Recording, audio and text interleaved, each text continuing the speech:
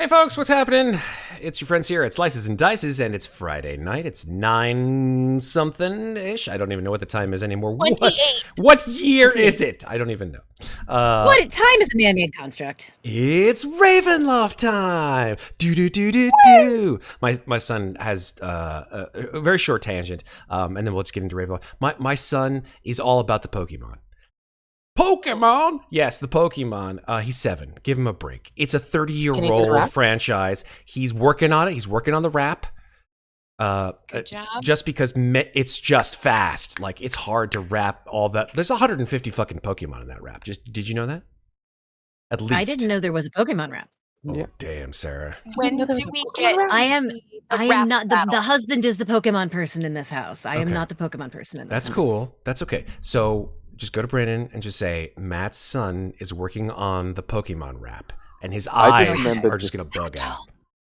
I just remember that back in the day, College Humor did the Pokemon rap for I think it was like 3rd generation Pokemon, and had all like 450 Pokemon That's in nuts. that rap.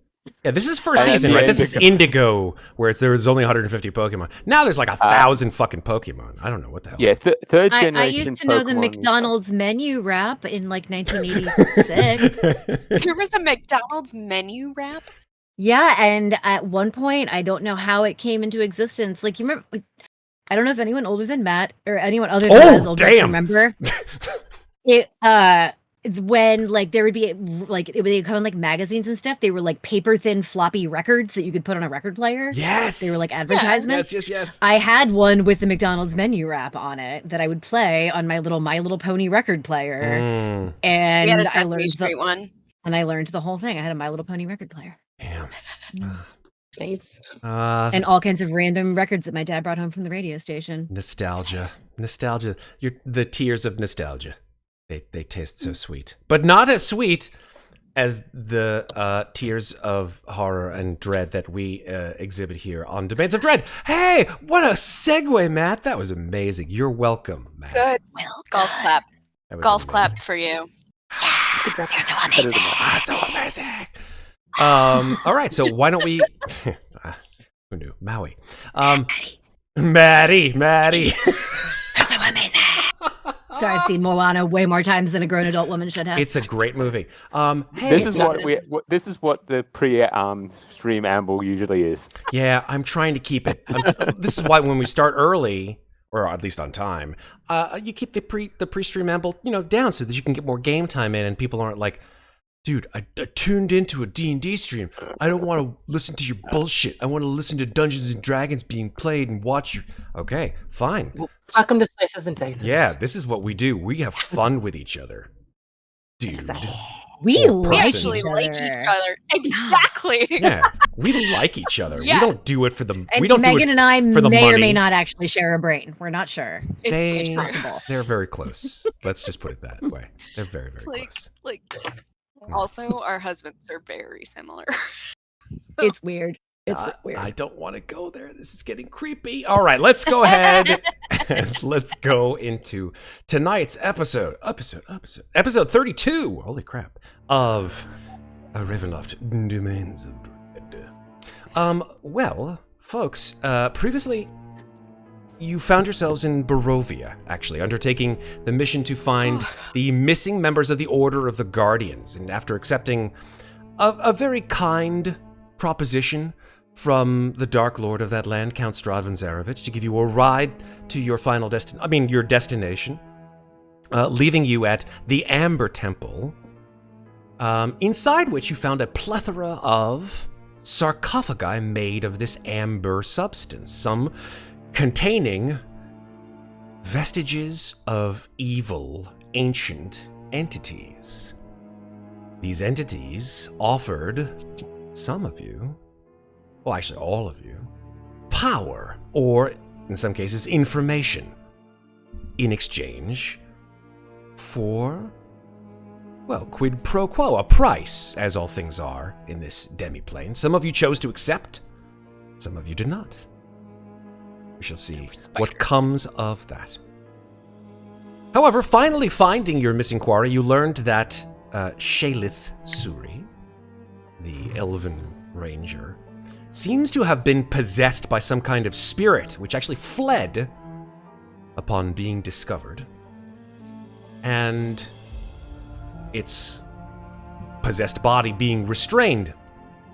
Shayleith actually remembered little of the last part of the week. Not even remember coming to Barovia, and certainly not remembering coming to the Amber Temple. What this entity that possessed him, what its motivation was for coming here, the Amber Temple, and to the powers that it may have bargained with are unknown. However, you contacted Alanic, and he immediately sent Cabe to your position to bring you all back to him. Currently in his office in the city-state of Darkon. Shayleith in tow, you made your way back up to the snowy mountainside where one of Strahd's zombies relayed a message from the Dark Lord that one among you was plotting against you all and would kill you all. With that, the mists took you from Barovia, and tonight we learn where these mists have left you. So let's start things off with a bang, shall we? First, I'm just checking chat to see if anybody did the thing. Nobody did the thing. Okay. This is fine. We're okay with the thing not being done. There are no things. There are no chat redemptions. It's cool. There's a time and a place for everything. So, with that said, I would like all four of you. I'm sorry. I beg your pardon. 3 of you to roll a d20. Which 3? That would You be 3, not me. everyone but Mikmick. Oh, okay. My music is going again. Let me just mute that. That was weird. Matt, my notes are not great since I was falling asleep at the end of the That's last all right. session. Did I get a bonus in exchange for now having mouths on my hands? I guess you'll just have to find out. Okay. You didn't get any bonus or any kind of ability directly from that. Okay. Because the mouths on Okay. your hands currently are, well, they're not speaking, chewing, masticating, whatever you want to call it. No, they are a disadvantage on sleight of hand. That is correct. They are definitely disadvantaged on sleight of hand, but we will definitely find that out. Do if they you have disagree. teeth? Oh, yeah. Big old chompers. Good. Good. I have a plan for that. Good. Miss Dead, I did, in fact, do, well, thank you very much. Miss Dead, I just spent 10,000 fucking points. Okay, that's cool. What? Yeah, she went Don't for let him talk you into these things. She went for the Haitaroka Of poll. course. That's okay. There are, God. remember, it's like a Band-Aid. If you just rip all of the Haitaroka deck cards off, there will That be means none there's left, only- and I'll just have to go with something else. So Worse. we're okay This? with that. Something worse. So, I guess I'll just do a poll and see what comes of it. Hold You don't want on. to tell us what happened to the miss first? I mean, No. Let's go with the Haitaroka deck.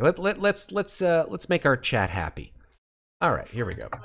Let's go with the Oh, that's what the roll 20 or the D20 rolls were for. That's That's right, a because look didn't at Mikmick make some kind of bargain to be able to travel through the mist without getting Yeah. hurt? Yes. Yeah. That's right. sort of came as part and parcel of him coming back to life. That's right. All right, Yeah. so here we go. I'm gonna deal. Mikmick joined the dark bargain party. He did. There's 3 down, 1 to go. Here we go. Let's deal. Give me what I want and we'll talk. So Here we go. I'm going to deal a card to myself, and then I will put it onto the board. Okay, the card is... Oh, shit. I don't like Uh-oh. that. The card is the Executioner. oh god damn. Why can't we have one that's like wild ponies running free or you Sure, know, they're Where's running my free all over unicorn your hide? face. Oh, the That was the fairy monk last one, princess, wasn't it? you know? Okay, this could be bad.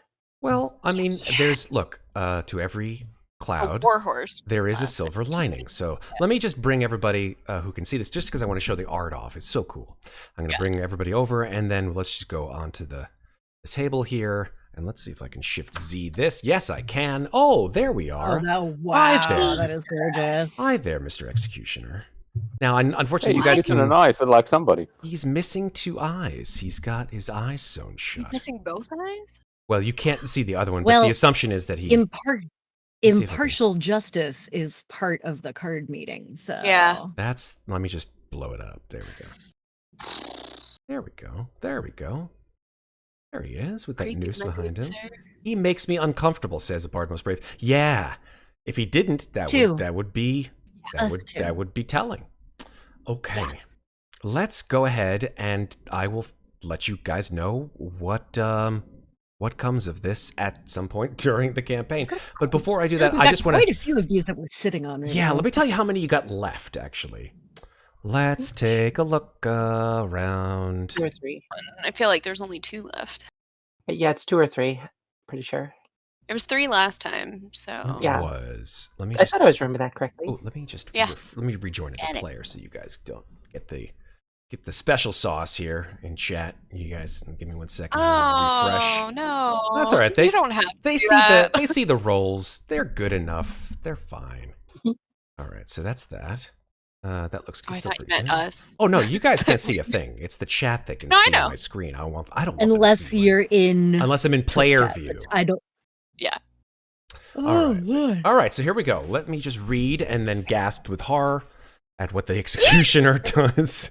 This is my favorite part, you guys. Just watching Matt's eye. face. Yeah, that's fine. Mhm, Yeah, as he he reads about our imminent doom. Yeah. Here we I'm go. just waiting for the executioner to have something like positive, because Soroka does it. I mean, there's a first thing for everything. Wow. I execute all of your fears. All of you are immune to the frightened condition. for Yeah, the exactly. rest of the Oh, game. don't do that. I Well- already have advantage. I'd prefer something better. That's. I mean, that is what it is. So, it's I think he has to kill one of us, guys. it's pretty much on the tin. Okay. How many are we sitting on that I have will been tell pulled you. but not activated yet? Do you want to know how many you're sitting on that haven't been activated yet? Correct. Yes. Mm. All right. One, Activated or meaning I haven't introduced them into the campaign yet. So we got 1, Yes. 2, 3, 4 now, 5, 6, 6. We're sitting on 6 bad things gifted to us by chat. Awesome. That is correct. Slow your roll, chat. There we go. So, all right. So, if you folks wouldn't mind, let me just take the executioner card and say, bye-bye. And now go to you folks. If you could roll a d20 for me, please. Except for Mikmick, of course. they already I did. did. We all did. You did. did? I missed it. Okay, 18, 10, and Yes. 4. Okay, cool. So the mists swirl around you as Cabe brings you from this place, and yeah, some mist ambiance. Here we go.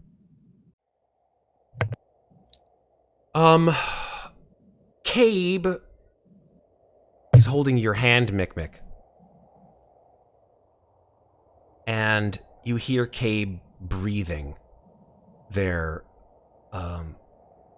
almost panting, actually, as they are running. You're about Cabe's height, actually. So as you run through the mist with Cabe, your hand, which was holding on to Louisa, and she to Amnestria, and she to Muadnhait, falls away.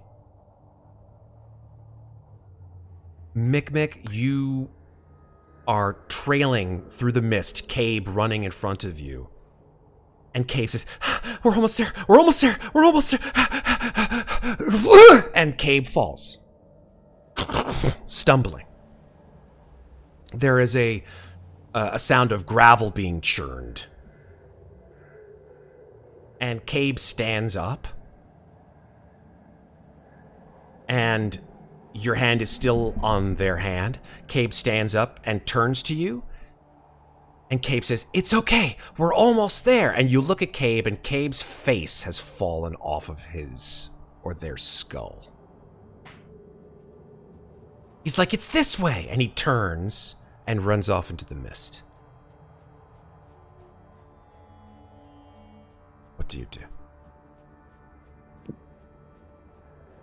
After gathering himself from seeing melty-faced Cave, he will take that moment of just like, what did I just see? Is this a mist vision again? But he'll still follow Cabe because he knows that Cabe's traveled the mist more than he has, so Cabe probably knows his way through. Fair. Okay. Make a perception check, please. Perception. Character sheet. Perception. Where are we? Here we go. Nope, 9. You stumble through the mist in the direction that you saw Cabe run. You don't see them anymore, and you begin to sort of go in various tangential sort of steps this way. Do you call out, or do you just run?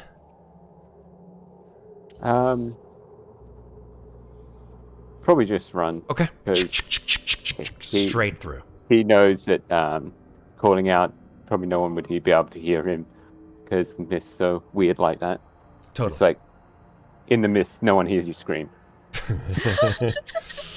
Well, you'd be surprised. Okay. If that's... So that's it for you, Mikmick, for now. Yeah. Why not? Let's go from you. You have an 18. Yes. Okay. Let's see here.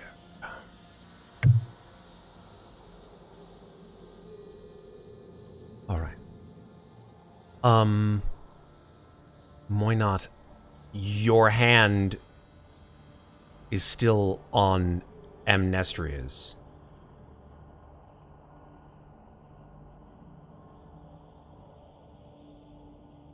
And you can hardly see anything. You can just feel her hand, or at least her gloved hand, on yours. And you hear, "Come on, Cabe! Come on, Mikmick, come on!" And then the sound of the two of them running off. What comes after that is just a deathly silence. And you feel Amnestria's hand in yours, but it feels different. It feels harder. It feels more rigid.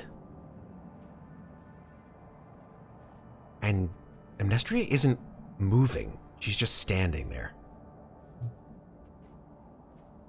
What do you do? What is it? No response. Changeable one. Why are you not moving? No response at all. I'm gonna move around to the front of her and look at her face. You turn to the front of her, and Amnestria is just sort of blank, dead stare. Do I see Louisa? No. Amnestria is there, but Louisa is not.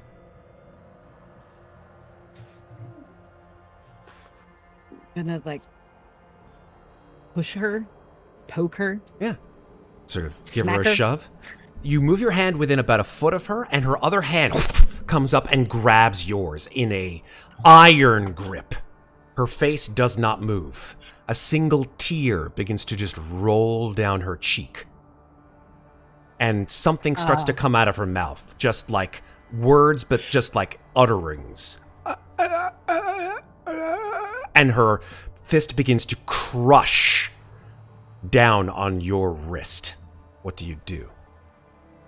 I try to pull myself free. Okay, make a strength check opposed by me. Oh, Jesus, this is not gonna go well at all.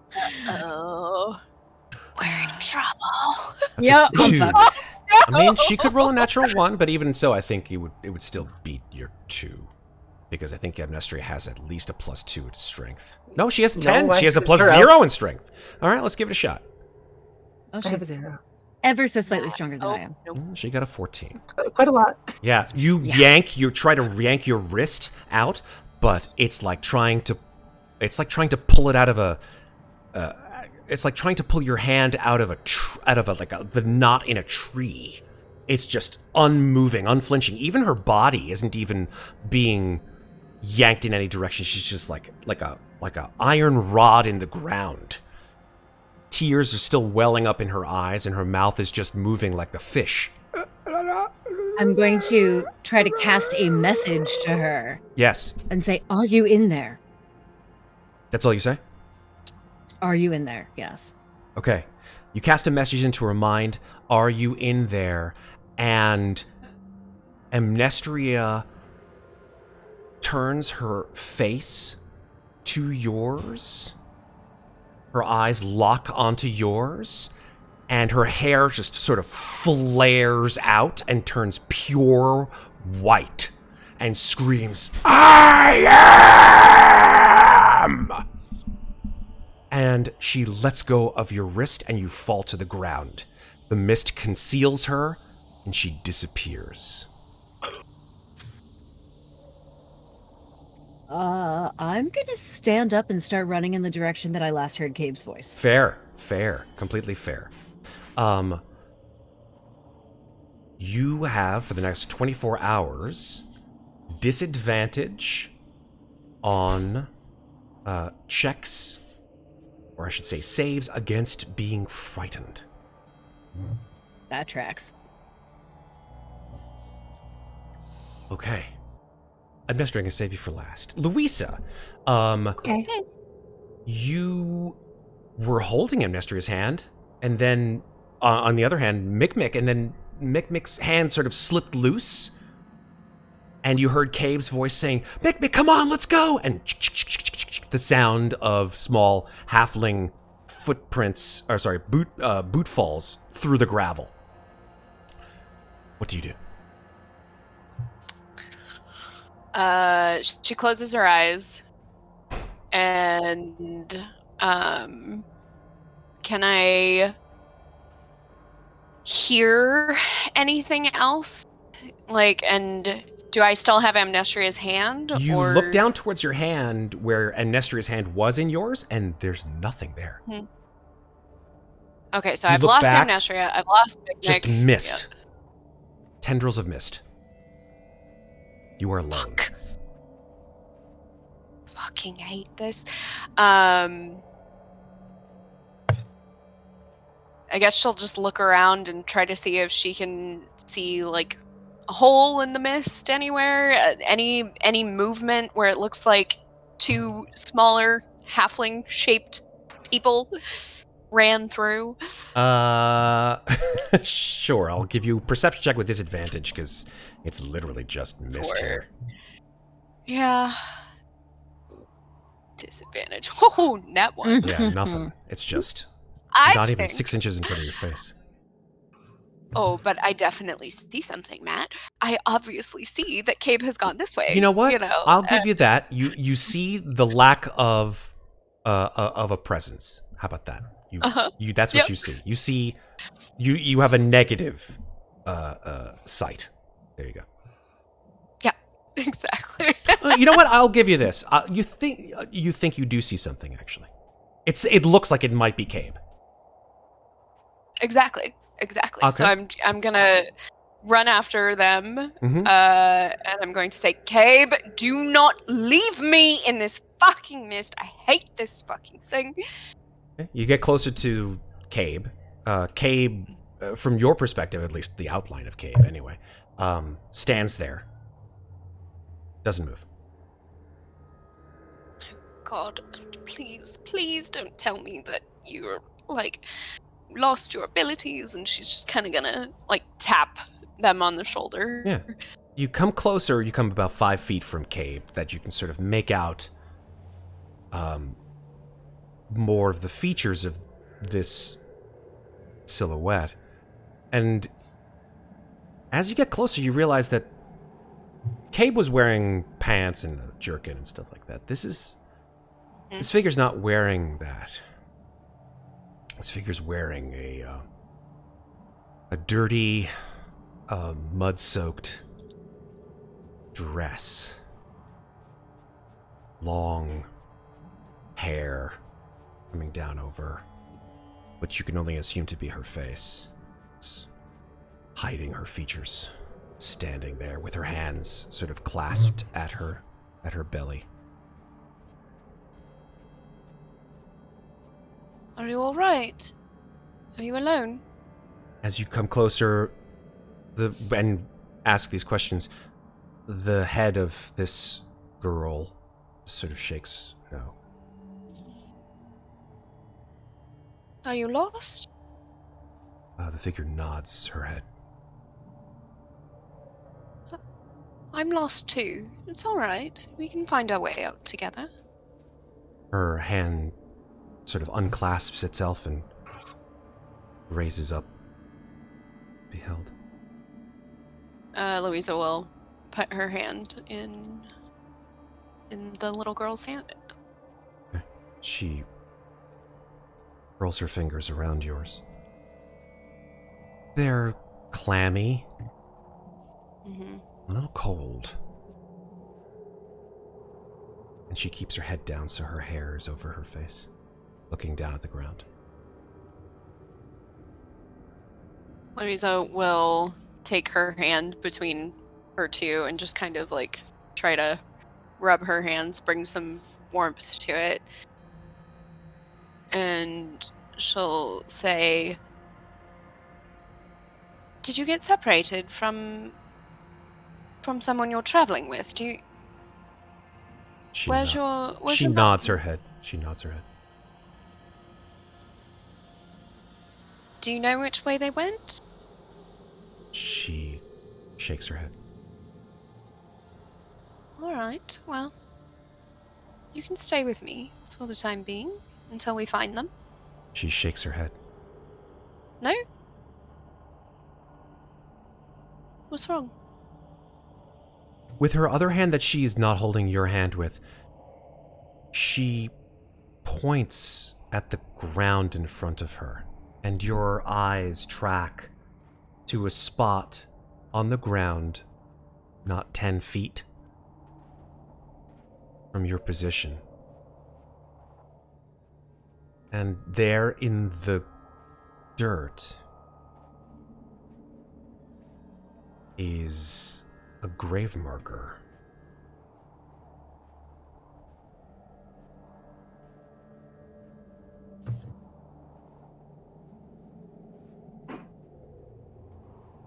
Kind of against her will, Louisa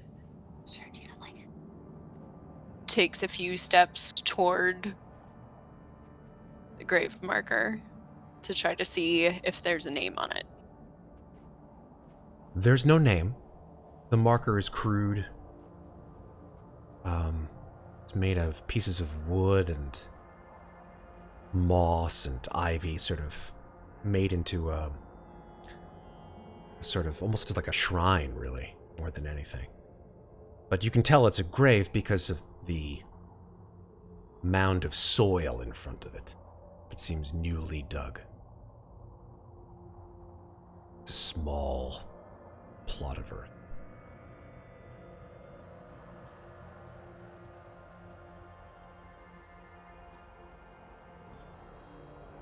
Is this for the person you were traveling with? She shakes her head.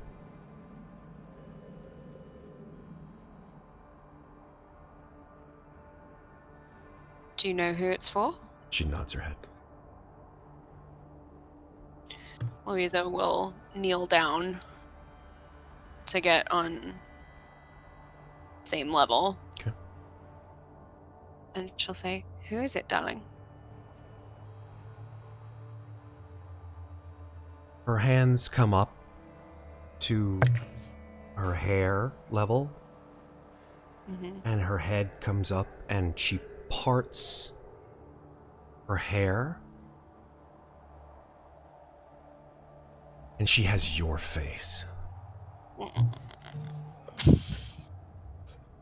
And the voice that comes out of her sounds like a mixture of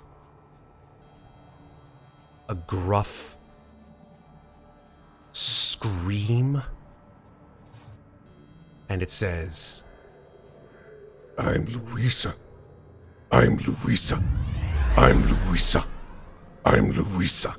And it chills you to your very bone to hear this voice coming from this little girl, or something that seems like a little girl, as she starts to walk towards you on your knees and reaches out her arms as if for an embrace. As she does so, her fingernails begin to sort of extend with a wet squelch, almost as if you can hear the fingernails sharpening as they come out and begin to lengthen. And her face splits open, and spiders begin to pour out of the face. Oh God, I respectfully decline. Respectfully! The spiders Louisa dissipate just starts, into mist. And you are left on your back.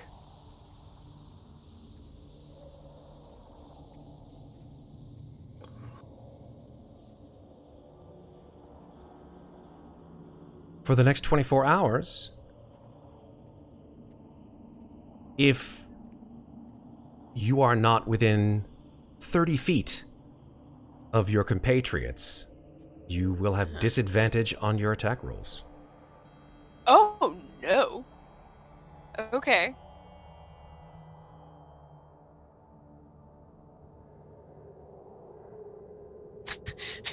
Do not go far from me.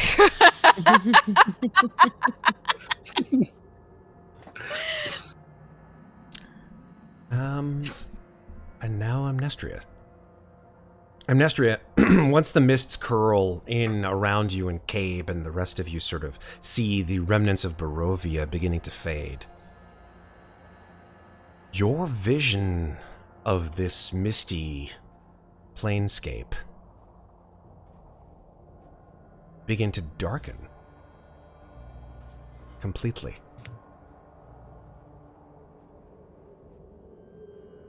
And it's strange. You sort of find yourself in a place you remember but don't have fond recollections of.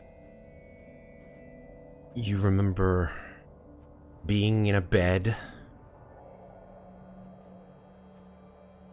and the bed is stained with blood. You're not quite sure if it's your blood or someone else's blood, but your clothes are torn, and you're surrounded by hair for some reason. Just everywhere. There's red hair, brown hair, silver hair, just in scattered clumps all over this green linoleum room. And the bed on which you sit is covered with flecks of blood and hair. And you look down at your hands, and they're crisscrossed with scars. And in your right hand, a pair of gardening shears. The hell did I get these? You hear footfalls behind you on the tile of the linoleum floor. And they stop. I'd definitely like to try to get out of this bed. You turn around to get out of the bed, and there are two rather officious-looking gentlemen in long frock coats who are standing there, their hands behind their backs, their faces stern and judging, looking at you. One says to the other, "Is this the one?" "Yeah, that's her, all right. The Duchess." "Well, looks like we'll have to deal with her in the same fashion as the others then." And they move towards you. Excuse me? I want to definitely try to get out of this bed, and I have shears. You stand up to get out of the bed and realize that the back of your clothing is actually tethered to the bed by a rope. What the hell? Can I cut it with the shears? You certainly can try. Go ahead and make a dexterity check. Absolutely. Dex check. Don't fail me now, please. Why aren't you rolling? Yeah, there we go. Natural 20. Oh, Yeah, with a swift cut, you swiftly cut through the rope. Double nat 20. Double nat 20. Yeah, I mean it's like a natural, just like your elbow snaps and the rope is immediately severed, and the two men go, "Oh fuck!" and then they tackle you. Make a contested strength check with disadvantage because there's two of them. I'm not good at this, but that's 11. 2 11s, actually. 2 11s, amazing. Stop rolling the same number I twice. don't know. Amnestria. It's like mirror image. I don't know what that's about. I'm gonna roll 2d20, and maybe I'll get the same number twice too. Let's see. Interesting. Nope, I didn't. But I got a 13. Oh, I got a 9 and a 4. So actually, technically Aha! speaking, you're able to resist both of these men, somehow slip sliding or maybe just pushing them both at strange angles, so that you are now technically no longer pinioned by them. What do you wish to do? All of this is sort of in slow motion. Do I see any way to... You see the door that they escape came the in? rope? I'm gonna Misty step to the door. You cannot Okay. Misty Step. You try to well, Misty Step, then- and you're like, why can't Run. I? You can't Misty Step and miss. I'm going to run then. Okay, you run to the door. You sort of hear your bare feet squeak as you sort of slide to the door and grab the lintel of the door as you sort of pivot to the hallway outside. You hear the voices inside the room go, "Oh, she's out! She's fucking she's out! Go get her!" And you hear them starting to get back up off the floor from where they've fallen to try to get on top of you. You now see a long hallway, 50, 60, 70 feet. Each 10 feet, or every 10 feet, there is a door, and you see numbers on each door, 10, 11, 12. At the end of the hallway, there is a single door that is open. Fuck. I'm going to run to the open door then. Okay. I don't really... Sure. You run to the door. You hear screams and thumps as you run past all of the other doors as you run down this hallway. "Let me out! Come take me with you! Come on! I'm not supposed to be in here! I'm not crazy! I swear to God! Just get me out!" And you run right past them, just sprinting all the way down. You hear the footfalls of the guys behind you. "Get her! Just fucking get her! She's going to get her! And you hear noises of more and more people. 3, 4, maybe 6 footfalls as you run to the door and run straight into someone who you recognize. And in a very sort of, I'm going to call it Sarah Connor in Terminator 2 kind of way. Your legs give out from under you, seeing who this is. You just skid to a stop. And this figure reaches down their hand towards you and says, "Come on now, sis. Time to get up and go." And you look up, and you see your face. Teeth. What do you do?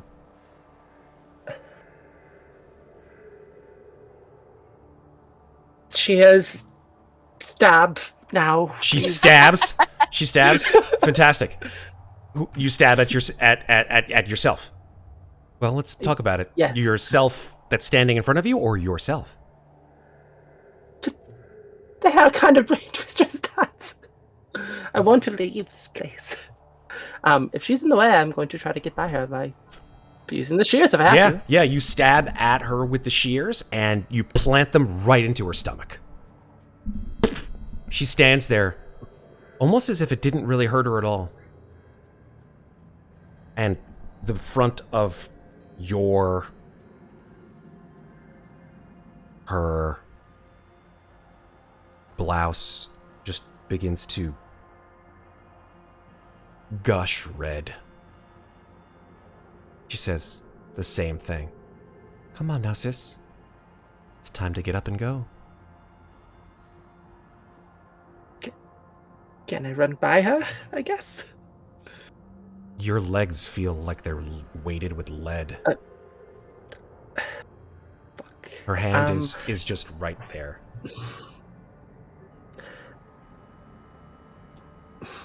I will take her hand then.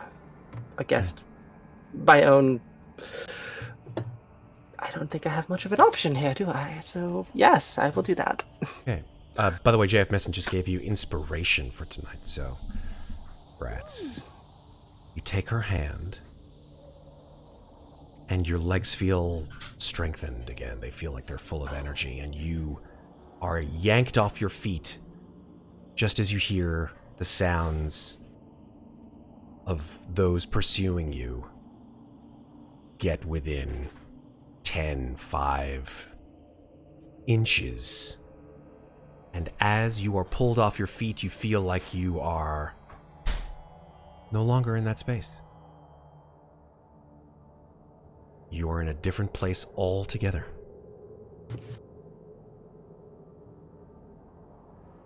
Do I recognize this space? You do. Because you recognize the sounds of the... Is it the ocean? The shore? Something similar. I mean, you've been in Dementliu, and Dementliu has had a bay, but it was kind of low tide. It didn't have that same kind of repeating cadence of the tide.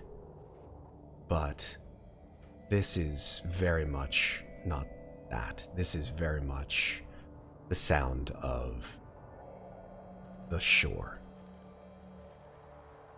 The sound of the ocean lapping. And you are standing on a misty seashore. You look around, and you recognize it almost immediately. It's the seashore of Muadnhait. The sandy beaches underneath your feet. Looking out at the ocean. The gray slate walls of the buildings of Muadnhait clustered around you. And then you hear a voice from behind you. And it's not yours. It's a man's voice. This man's voice is strong, but it's also somewhat aged, so it's got a bit of a creak to it. And you hear this voice say,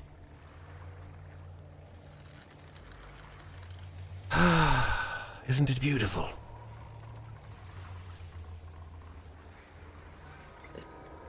The ocean, yeah. Yes, it is. When the voice that comes out of your mouth speaks, it doesn't sound like your adult voice, Amnestria. It sounds like a child's voice, actually.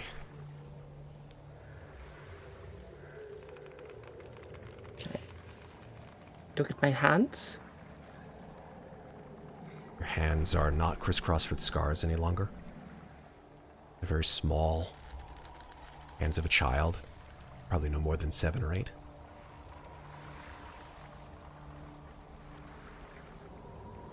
Very odd. This man's voice continues. He says, "At all times, you must remember to be aware of your surroundings.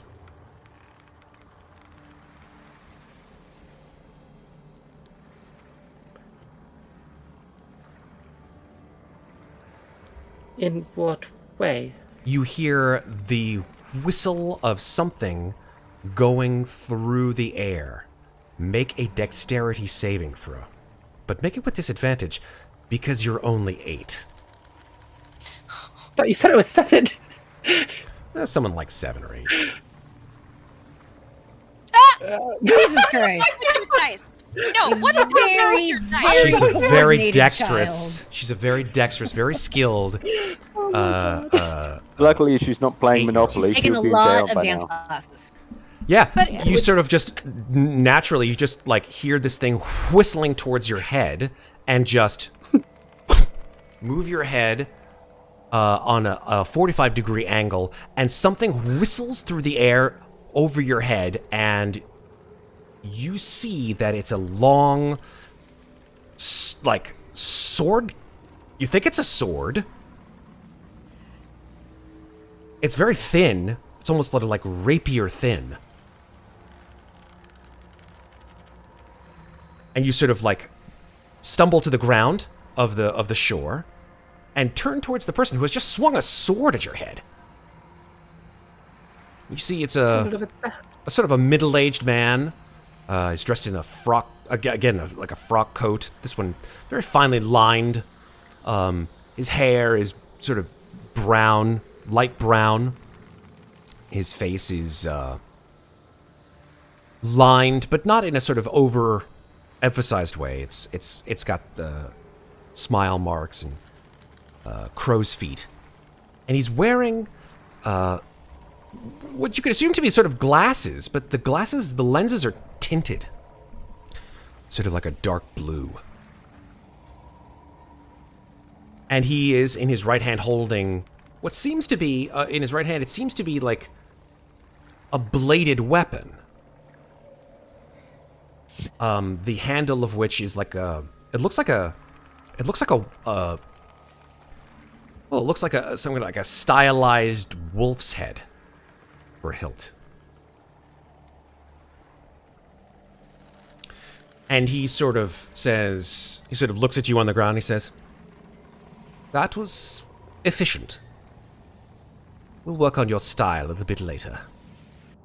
And then he sort of whistles his sword through the air and places it back in the sheath at his side, which you realize is not a sheath at all. It's actually a cane, as he places it on the ground in front of both hands.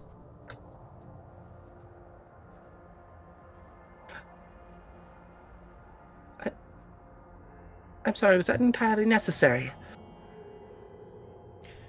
He sort of sighs and says, "Well, in my line of work, yes."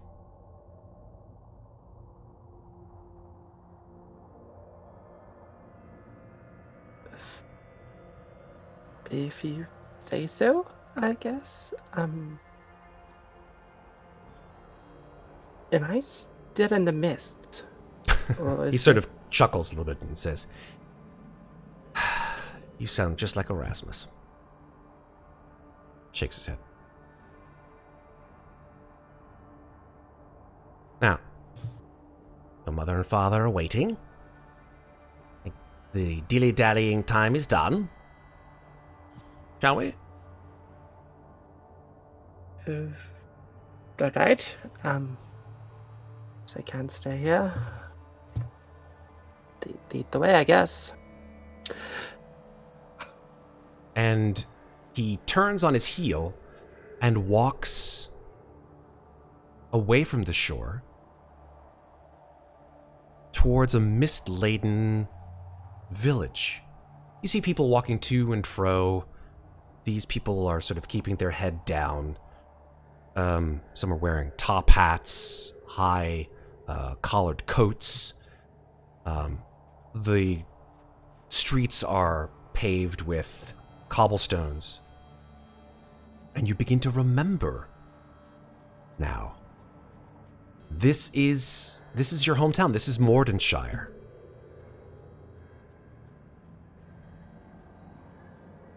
And you don't really remember who this gentleman is who's leading you, leading ahead of you. Or even if he's real.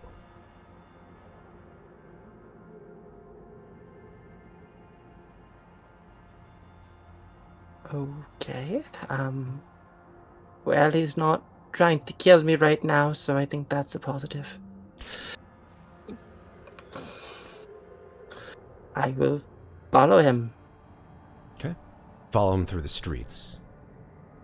And you see a variety of shops, most of which actually are closed.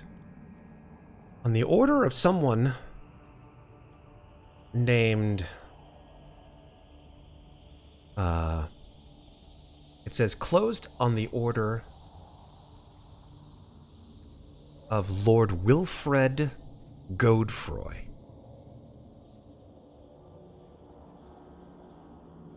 And I'd like you to make an history check. I can do that. Remember, you do have advantage if you want to use it.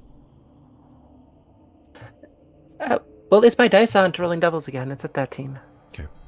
Name sounds familiar, but you're not quite sure who this is. You've heard stories about this guy. You think he might be the mayor or something like that, but clearly a person of power. Your memory's all fuzzy. That's about right. This gentleman ahead of you sort of leads you through the rest of the town, and you begin to now see that the road actually through Mordenshire splits. It goes off in two directions. The way he is heading, his hands clasped tightly behind his back, seems to be out of town towards a rather sizable mansion. Which you recognize without having to make a history check. This is your home. This is Heather House. But it's not Heather House how you remember it. You remember Heather House being very sort of dilapidated and sad, and this is not like that. This is a Heather House that is well painted. The lawns and grounds are well manicured, if a little gloomy. As everything, of course, is shrouded in a sort of whitish mist. But as you walk towards Heather House and stare at it, you hear a voice in your ear, seemingly coming from nowhere. And it says, "Why won't they let me leave? Why won't they let me leave?"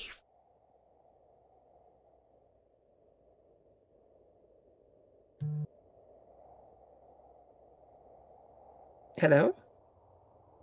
No response.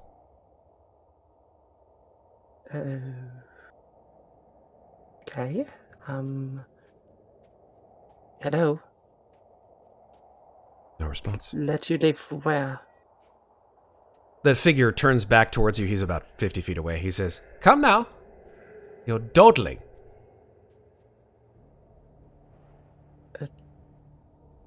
Alright, I will catch up to him then. Sort of give a brisk jog towards this figure who turns again towards Heather House and begins to walk. And says, "Very disappointed in you. You let your attention wander. I don't think that you're up to the task. You do want to be part of the hunters when you're older, yes?" Well, yes. Of course you do. Then your attention must be as sharp as this. Shh! He pulls at his sword cane. I never, ever let my sword lose its edge, nor should you lose yours.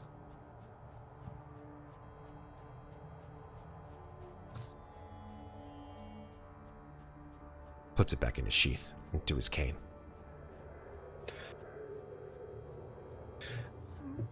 I will remember that. Good. He turns back towards the house. You're now probably about 50 feet away from Heather House. You see that it's a sprawling mansion with grounds and gardens and sort of... imagine, if you can, any Jane Austen movie or novel, but add about, I don't know, 30 cubic feet per square inch of mists just to everything. Just everything is mist. You know what it's like? I'll tell you what it's like. You ever seen the movie The So it's like Jane Austen meets a Bronte. So. Yes, or like The Others. You remember that movie with Nicole Kidman, The Others? Yes.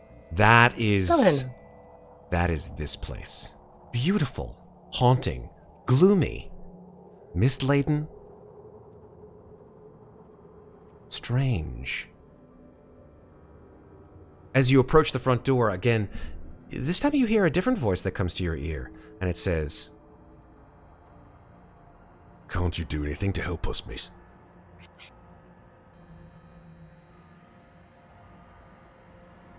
Me? Can you hear me? Yes. You can hear me. Ah, Yeah. you've got to help me. You've got to help me. They won't let me leave. Help you how? I've got to pass on. I can't be here forever. I've got to pass on. The voice is getting more insistent. And almost as if he can hear this voice, this figure who has been leading you towards Heather House sort of slowly turns and reaches for something in his jacket and says, "Are you well?" And says that to you. I don't know. He steps forward. He says, "Are you well?" I just said I don't know. He says, he actually offers his hand to you and says, "If you are well, you will ignore them, and you will come with me. Your mother and father are waiting. Do not busy yourselves with them." Okay. There is nothing you can do for them. What do you mean? He says, "Bloody hell." And he just reaches out and grabs you by the wrist. You're 7 years old. You are no match for a man of this age, unless you want to try to slip out of his grip. Fuck it, let's do it. Go for What it. check do I need to make? Dexterity check. A dexterity check it is. Nope. That is a fail. Yeah, he grabs you by the wrist and almost sort of yanks you like a little bit off your feet. You're sort of taken by surprise. And as you are pulled towards the door of Heather House, this voice again insistent in your ear, "Miss, you've got to help us! You've got to help us!" The door swings open, and you tumble through the door.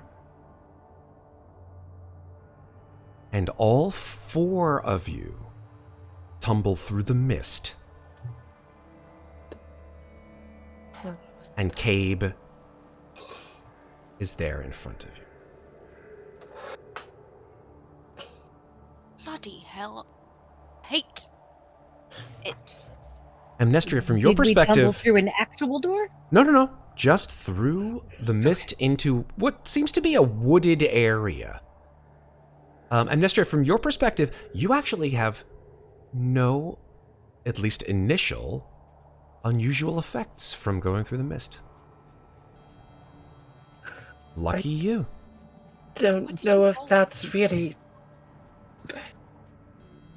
I'm going to be very uneasy right now. And I am going to stand up. Okay. And I'm going to back away and take out my crossbow, and I'm going to hold it tightly in my hand. Seeing her do that, Muadnhait is going to sort of also back away and keep her eyes on Amnestria. Look at her and say, "What happened to you in there?" I don't know. I saw some things.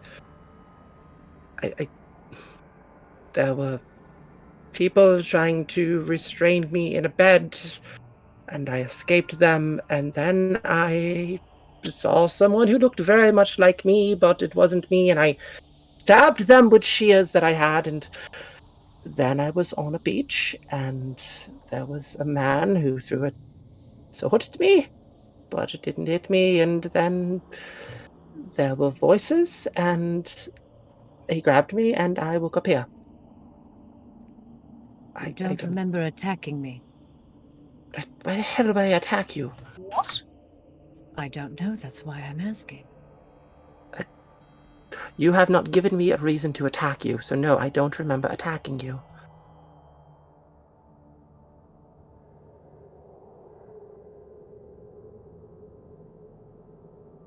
Muadnhait is just going to sort of nod and maintain her distance.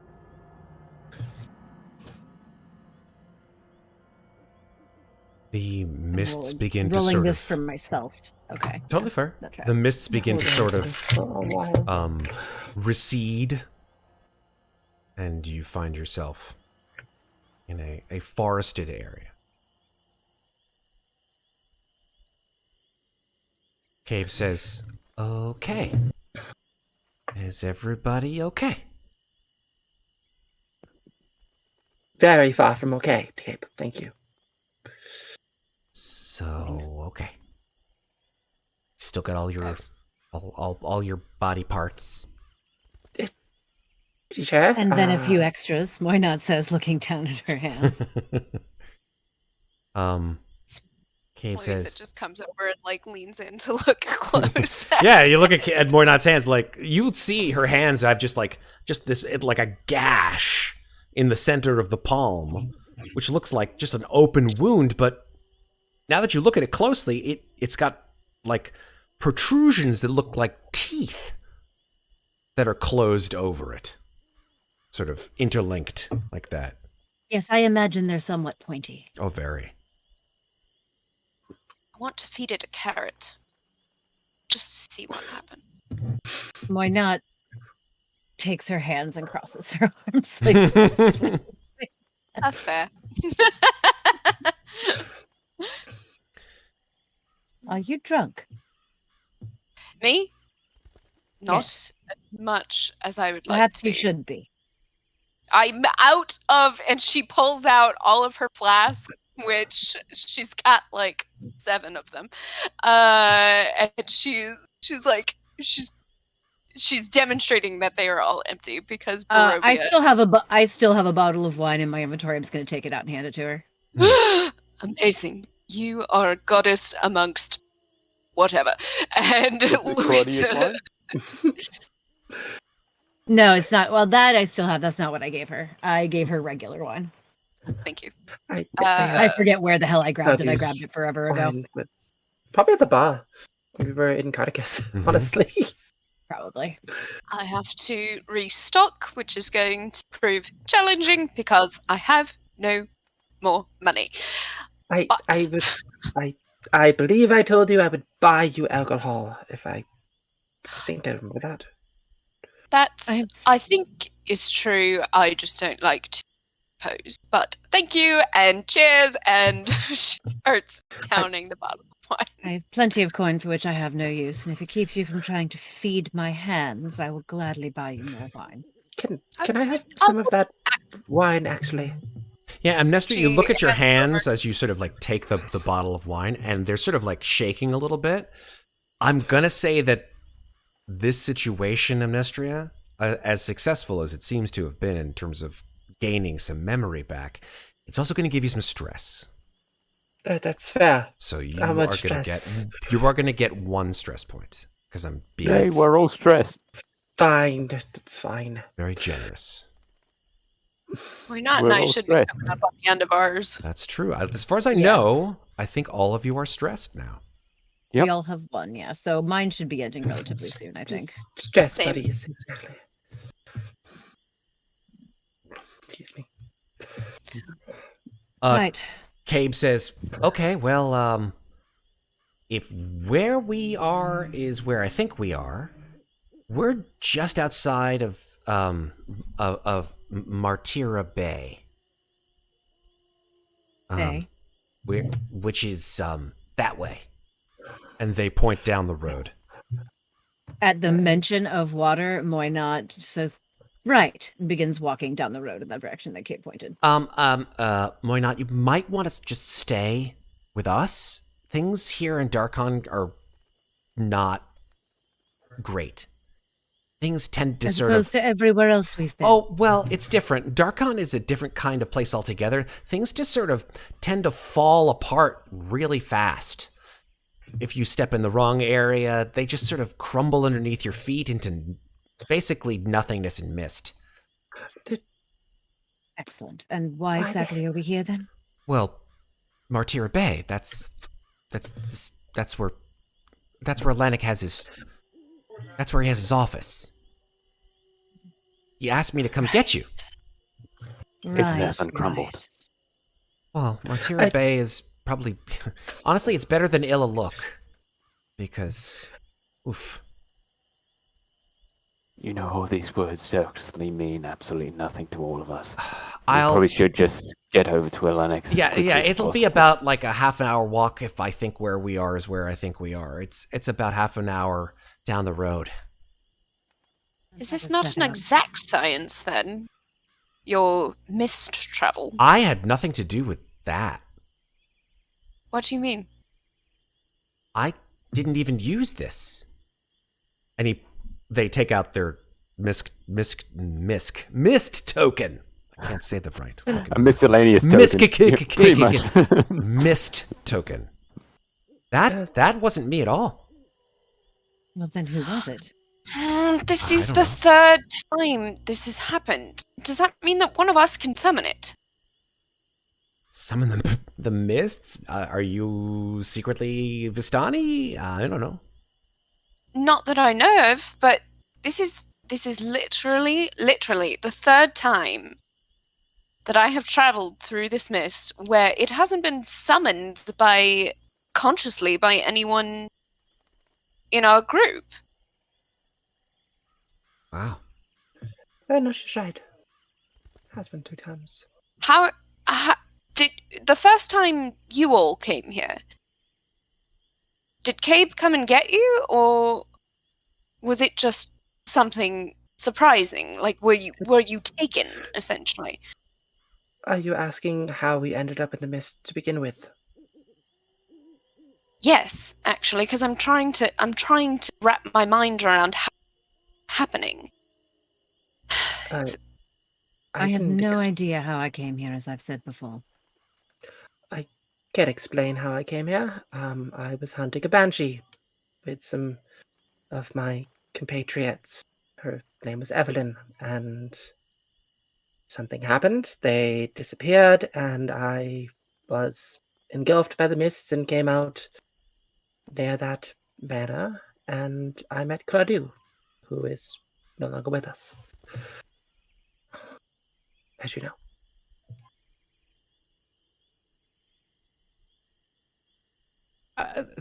People say that the mists are kind of alive. That they basically are. They take what they want, and who they want, when they want. Can the mist help you see things that have happened? Or was it just in my head?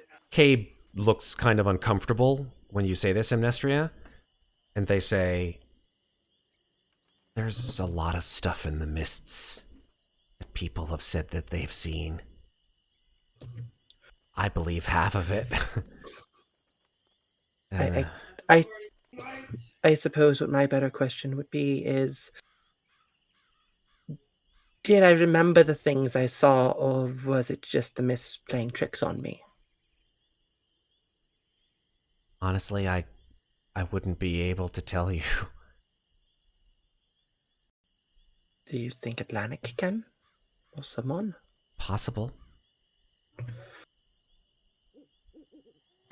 But then let's go. Please, lead the way. Absolutely. Louisa, do you want this wine back? Just as she drinks some of it. Cabe leads... Louisa, Go ahead. Do you first.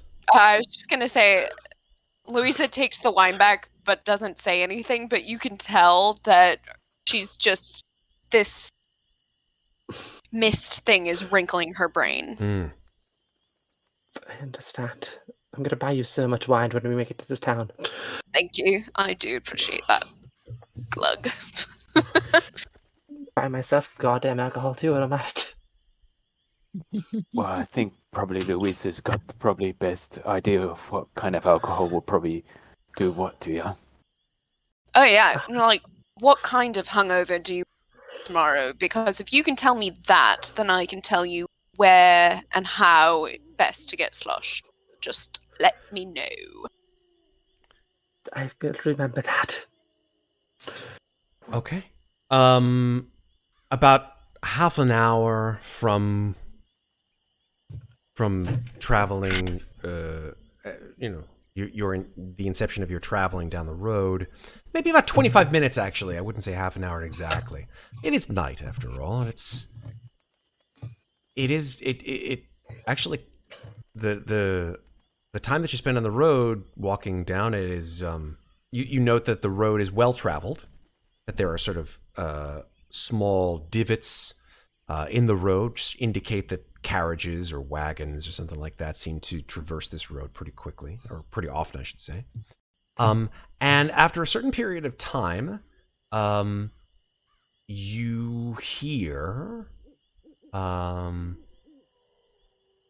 you hear the faint sounds of what seem to be sort of civilization, potentially. You hear the sounds of people and carriages. There's a ringing bell coming from somewhere ahead of you.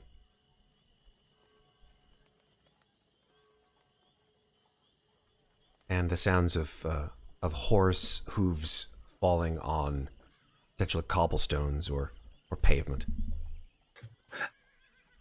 Question.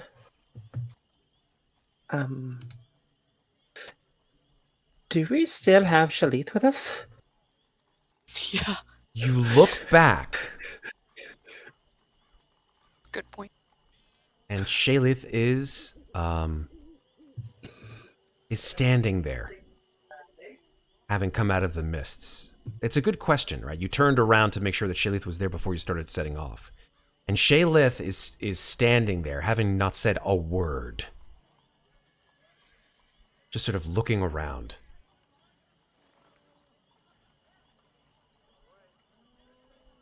And he says,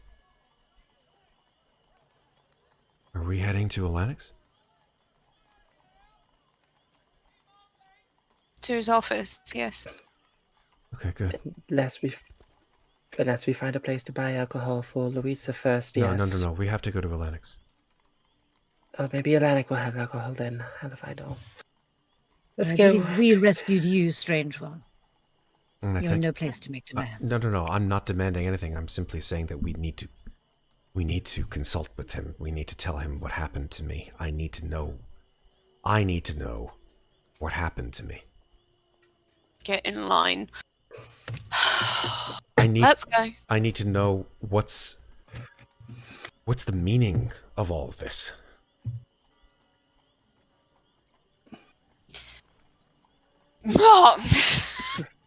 Afraid you're going to have to be a little more specific than that. You are part of the Order of the Guardians. You said that, correct? Sure. In a way. Yes and no. Not really, no. I'll take the majority of your responses as sort of middling to yes. 4 different answers. It's fine. He's just going to roll a frustration check.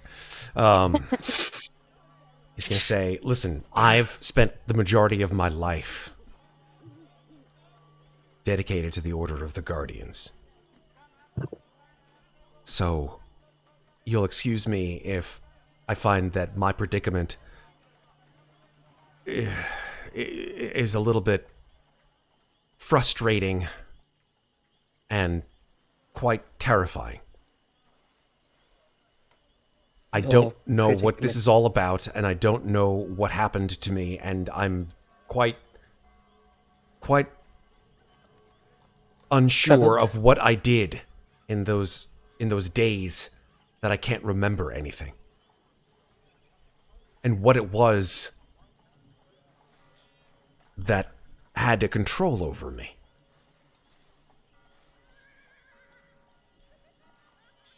You're not Poor the only thing, one I that's can't gone through that. imagine what it might be like to have one's entire existence upended in the course of a moment. Moynat says exceptionally dryly and then turns away. Louisa just offers you your bottle of wine back. There's a lot of salt on this road. It's just like being sprinkled back and forth. Moynat We just came from snow, of course. takes a slug and then just sort of experimentally takes the palm of her hand, takes the bottle of wine,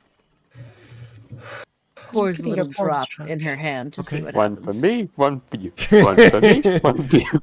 No, this is very much just like a very bland curiosity to see what will happen. She's sort of like, Okay.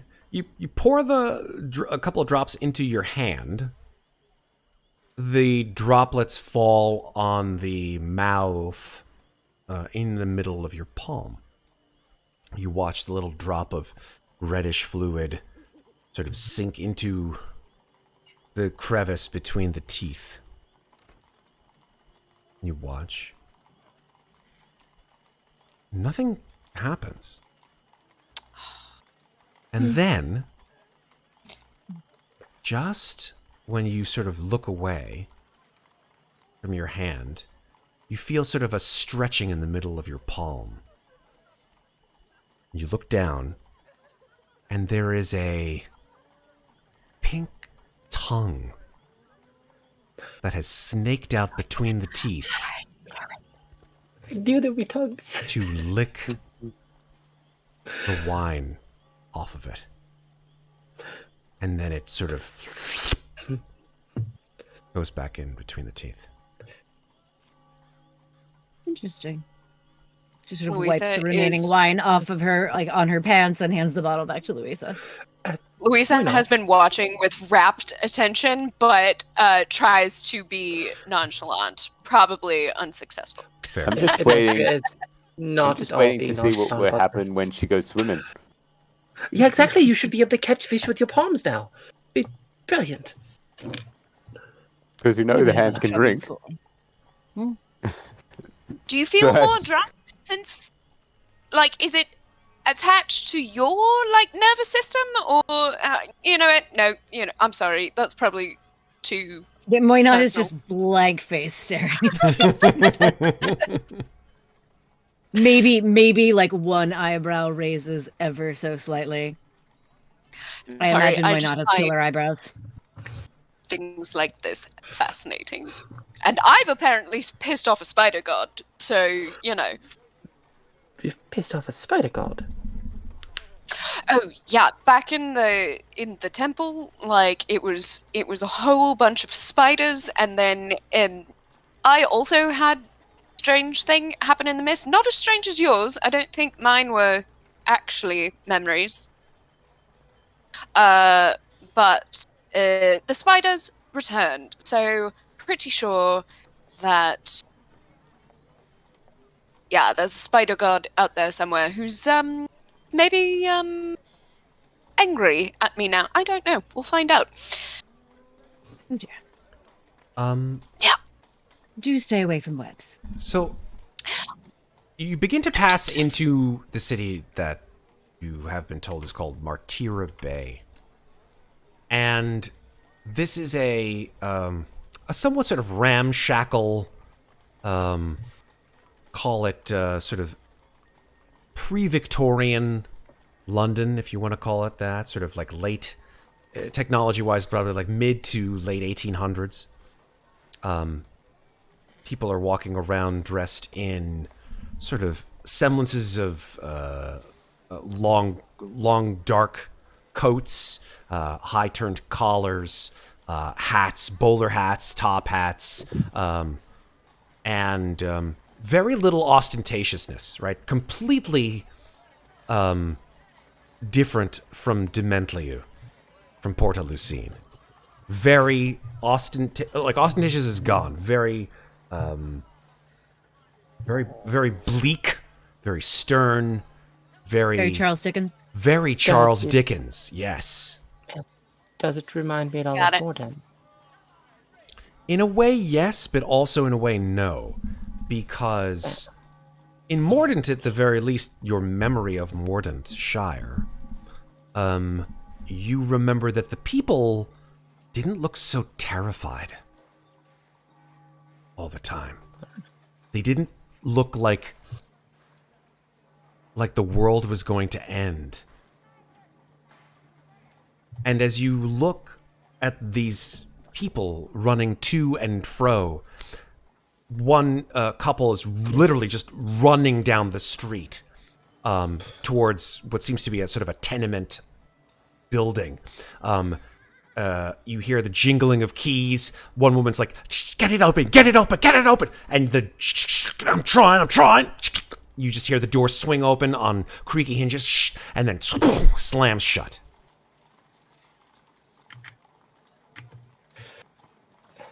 People are literally terrified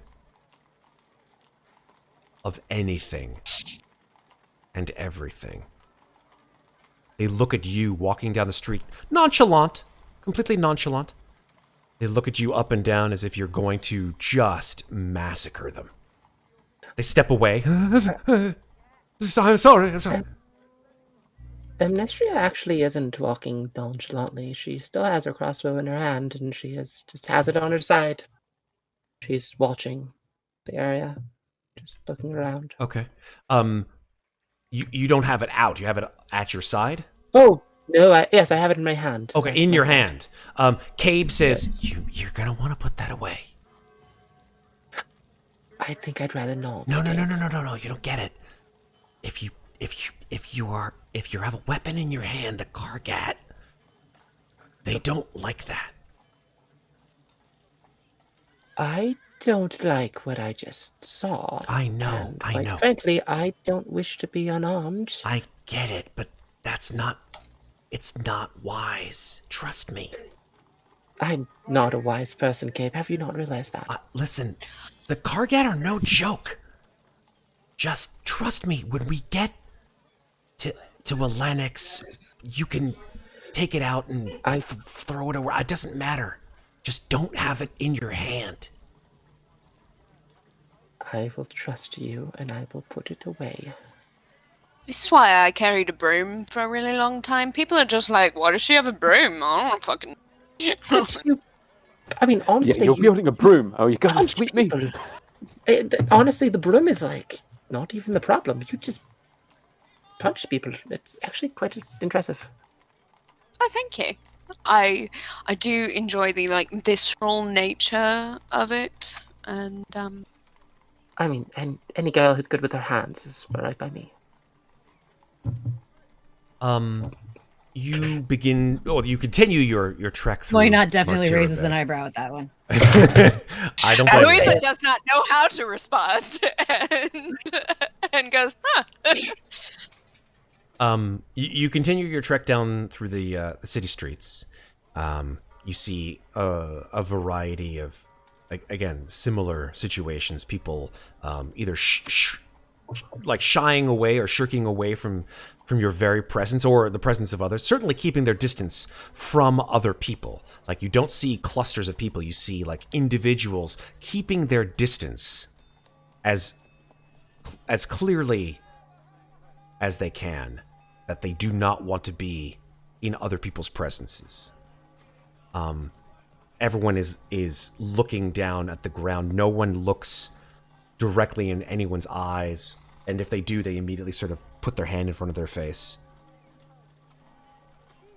Why is everyone so scared here? Shaylith turns to you and says, "This is a very old city. Not as old as it'll look, but there are a lot of really terrible things that happen here." Do you want to explain what those things are, or should we guess? Martira Bay has... It's a city that... Well, it's part of a country that's falling apart. Darkon, where we are right now, is falling apart since, well, I don't know when. A long time ago, it's been slowly sort of tearing itself apart and disappearing into the mist. There we go. And you mean that literally? Yes, The literally. small one did mention something about things crumbling beneath you. Yeah, that's about right. People blame the gods, they blame someone, some evil that happened a long time ago here. Something about some, like, conjunction of planets. I don't even understand it myself. Or they blame the Black Tower and whatever the hell is in there. And you watch as he points towards an edifice in the distance, perhaps, I don't know, half a mile to a mile away. It's bleak against the night sky, this just rising spire of black stone, perhaps 200-300 feet tall. It's enormous.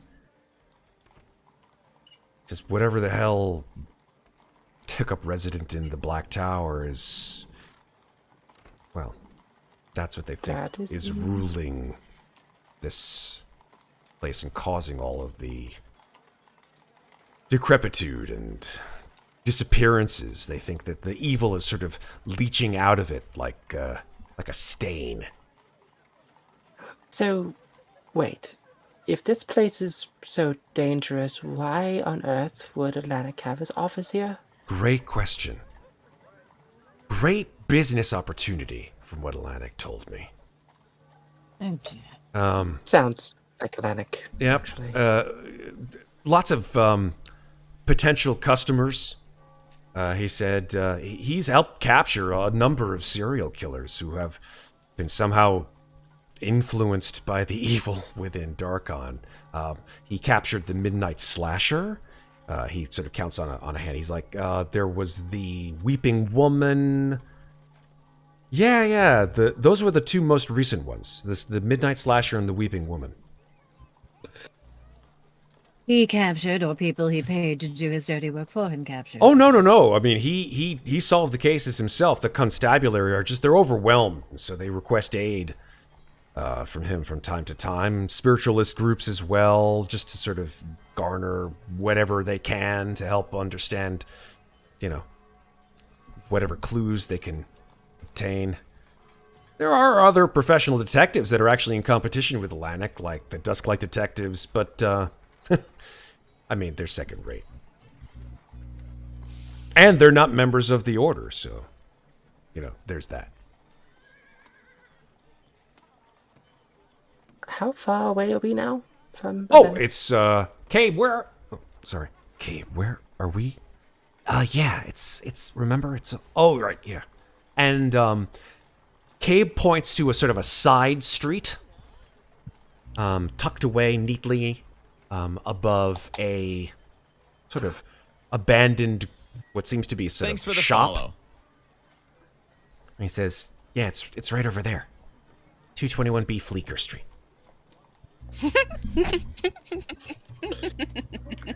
Is the abandoned shop down below? Oh yeah, it's completely. I mean, he uses it for. He sort of co-opted it. So A for abandoned, great. Okay. Oh no. Well, I don't think it's A for abandoned, but You might be right. That there might be something to that. And B, for business opportunities? I don't really I was know. about to say business. Hey, Yeah. I'd give you a high five, Louisa. Now but I want a drink. Louisa hands back the bottle of wine. Why not I takes mean, a really big slug and then gives it back to her and says, "Can we please go up?" Sure. Wait, question. What if all three of us help you drink? Mikmick can take a hand, I can take a hand, and Louisa can pour it in your mouth and see what happens. Why not just walking straight to the door? Yeah. Your laughter peels out into the streets, which is a very sort of uncommon sound here, clearly, in Martira Bay, as people sort of like look at you, Louisa, like, Sorry. I don't understand comedy. Obviously, I'm just meant to offend everywhere I go. Can I make an insight check on Amnestria? Because Mikmick notices that she seems a bit more free-spoken than she usually does. sure. Because why not? That's a 20. Yeah, It is no, me. she is very unnerved right now, and she's trying to mask that with humor. Totally fair. Yeah, That's all. I know that feeling. So, you approach the sideways, the side alleyway, which sort of the side corner of this building. You see it's sort of like strewn with refuse on the interior of the alley, but then there's this door that says 221B on the front of it, and then underneath it says Ray Detective Agency. Is that like a door knocker or something? Yeah, there is a door knocker on it, but Cabe like pulls out a key, and they are like, "It's fine, I got it." And then, Sorry, Amnestria, you if- can't use a crowbar. I mean, I could still use the crowbar, but I feel That's as though not- Manic wouldn't like that very much. Also, if pieces of this world are like literally crumbling off into the mists, perhaps we should not add to the entropy. That's Oh, a fair point. I think I should show you guys the map. I would think that probably Cabe consulted the map of Darkon. You had a map this Oh, whole yes, time. please. I do. Yeah. I'll show you the map of Especially Darkon. because why not wants to know how far we are from the water. Absolutely. You're pretty close, actually. This is not a map of Martira Bay. This is a map of all of Darkon. So, okay. I will show you Oh. that. From the sounds of it, what's left of it. That is very, very true. Mm. Oh, Oh, there we Damn. go. Ooh, yeah, So interesting. this is all of Darkon. Let Wow. me move We're you up guys there. to there. There we go. Let me zoom out so the chat can see. As you can hopefully see now,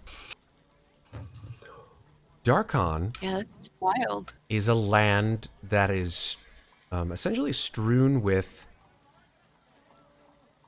very little landscape, that it mostly is crisscrossed with mists, and a variety of towns and villages sort of dot the landscape.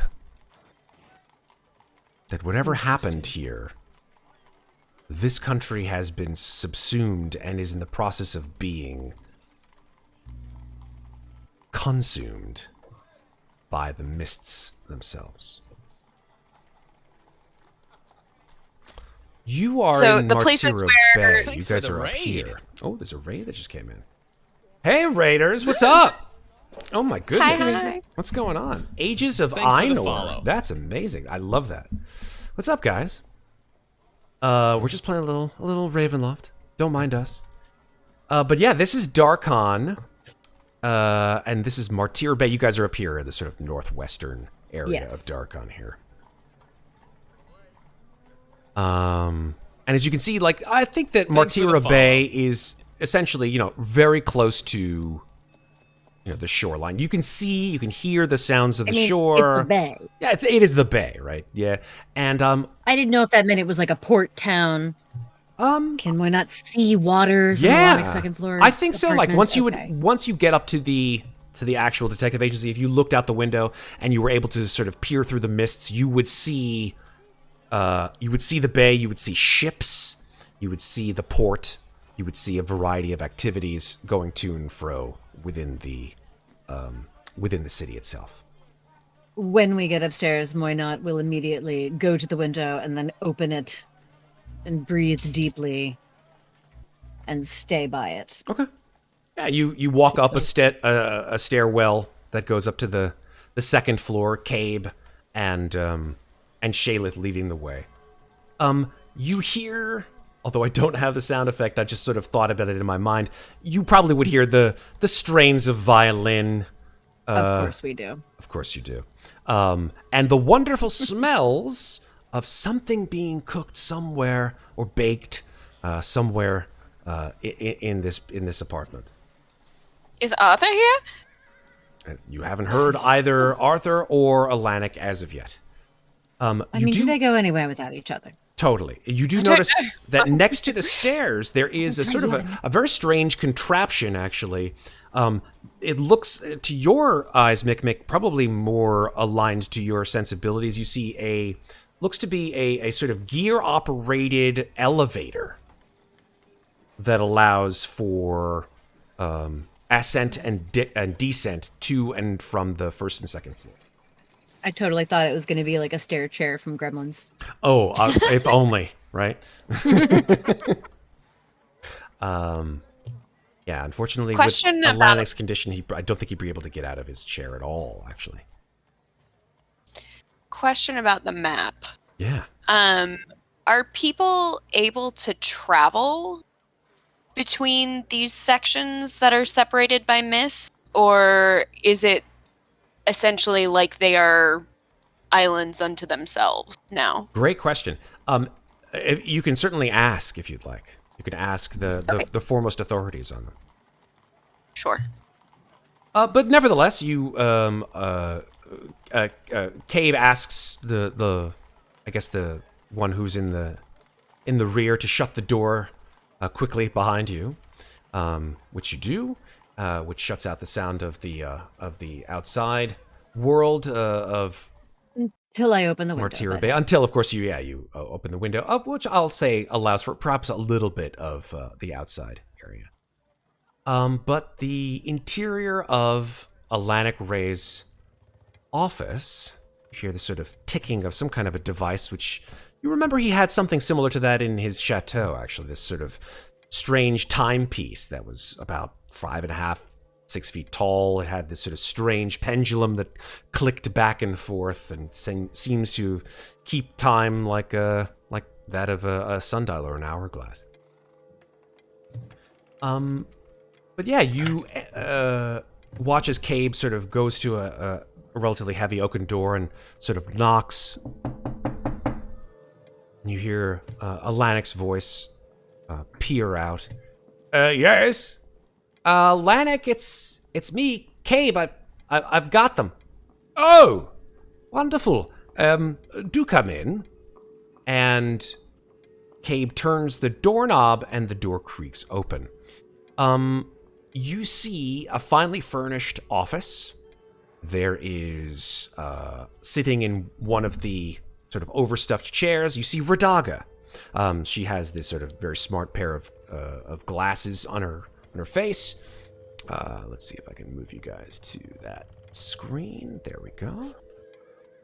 Sitting in one of the chairs is Alanic Ray. Of course, he as well has the sort of shaded reddish tinted glasses. His blonde hair somewhat concealing his elvish ears. And standing next to him, sort of peering over the desk, is his husband, Arthur Sedgwick. This Arthur token is hilarious. I love it. Comes directly from the book. I love it. It's great. Let me see if I can move. I have no idea that's what Arthur looked like. You didn't know? That's Arthur Sedgwick. That's also yeah. it's funny because that's his token's always been so tiny. I never really saw it. Oh, That's I'm not what I had sorry. in my brain at all. That's really funny. Yeah, Arthur. I like it though. It's good. I do, yeah, it's great. He just looks a lot younger than I imagine. You know, you're absolutely right. Yeah, his voice. You Both imagine him Arthur- having like an old white dude with like a handlebar mustache and like mutton chops or something. Not even that old. No, but like just wall older. of it. He looks Older? like he's like 25 in that picture. I imagine him to be in his 40s. I think I'm going to go with the assumption that the picture of Alanik and Arthur may have been, which is in Van Richten's guide to Ravenloft, is probably of an earlier time. There we go. I like that. In their glory days. In their glory days, obviously post-accident, because the picture is literally of Alanik and Arthur, probably in the middle of an investigation, one in which they are furiously defending themselves against certain doll creatures that you have yourselves. Can imagine what those would be. Yes, defended against the I'm just Carrioness. reformulating a new condition, but- Arthur in my head. It's all good. Yeah. Yes. Definitely still a foodie, though. Oh yes. Good. Moynat immediately heads straight for a window, opens it, takes a deep breath, hoping for a scent of the sea, and then perches herself in a windowsill as she is wont to do. Absolutely. Let me turn this down a little bit. Okay. The other thing that you'd notice is that there is, besides the 6 of you, including Cave, that have just entered, there's Arthur, there's Alanik, there's Radaga, and standing at another window, this one closed, is a figure. This one is shorter than Arthur, certainly, because Arthur's pretty tall. He's a pretty buff, strapping young man. This one is an older man. You can tell because his hair is gray and sort of receding a bit. Can't really see his face because his back is to you. He has his hands clasped behind his back. And Alanik says, our guests have finally returned to us. Shaelith, I am so happy to see you once again. I am dreadfully sorry as to the condition of your compatriots, but they gave their lives for the Order. Shaelith sort of stumbles in and he says, Alanik, we have to talk. I have to find out what happened to me. I need to know. Arthur sort of puts up a hand and says, my dear boy, I understand, but please, do rest yourself. It will be some time before we have an understanding of what exactly occurred within that dreadful country. But for now, please, rest yourself. All of you, please, rest yourselves. There is much work to do. Isn't that right, Doctor? And he turns to the person who's standing at the window. That person turns and faces all of you. Amnestria, your face goes white. Because not only is this someone who you recognize, but it is a face you recognize as the older version of the man from your vision. The spectacles are dark blue, peering over a hawk-like nose. His hair, in your vision, was sort of a sandy brown. Now it is stark gray. His face, lined in your vision again with smile lines, is now lined with, furrows. Bags underneath his eyes are pretty evident. And his face is sort of stuck in a permanent, not a scowl, but certainly one that doesn't indicate that joy is not commonly seen on his face. He stands there and looks at the four of you.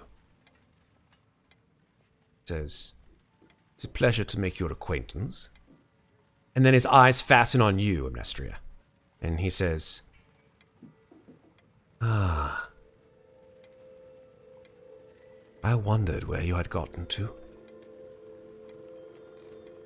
And he steps towards you. I was in the mists. Then I found Alanik, and here we are. Well, the doctor and I, Alanik says, are quite good friends. We've known each other for many years. He's helped me on some of my investigations. And he says, the person who he's referred to as the doctor says, "I'm more of a consultant, more than anything." Thanks for the follow. I'm going to give first thing I want to do is I'm actually going to quickly bestow upon myself my Tale of the Clever Animal. Oh, what does that do?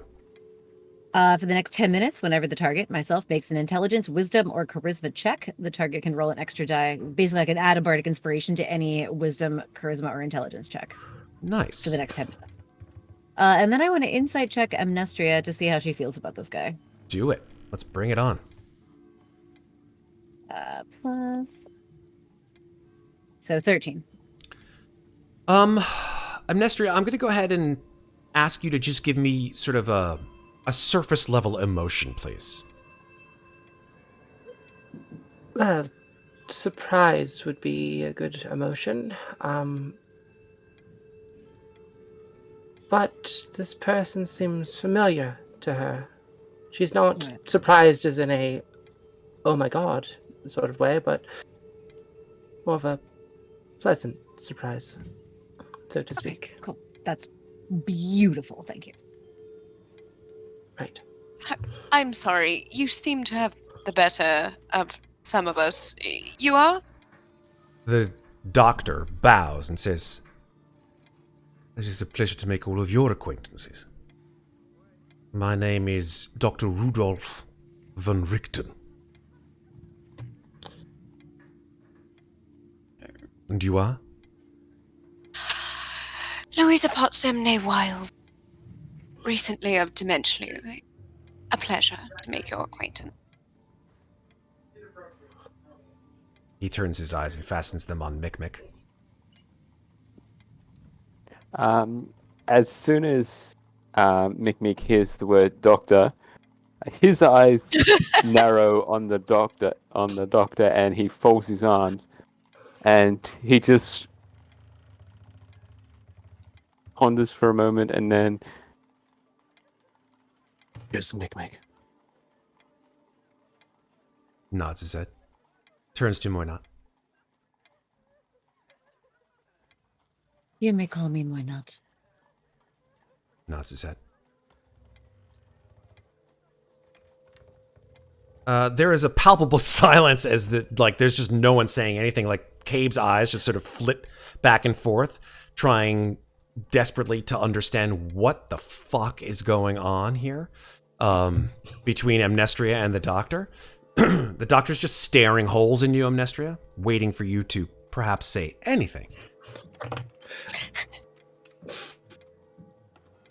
Rudolph, what are you doing here? Exactly. To be honest, I'm helping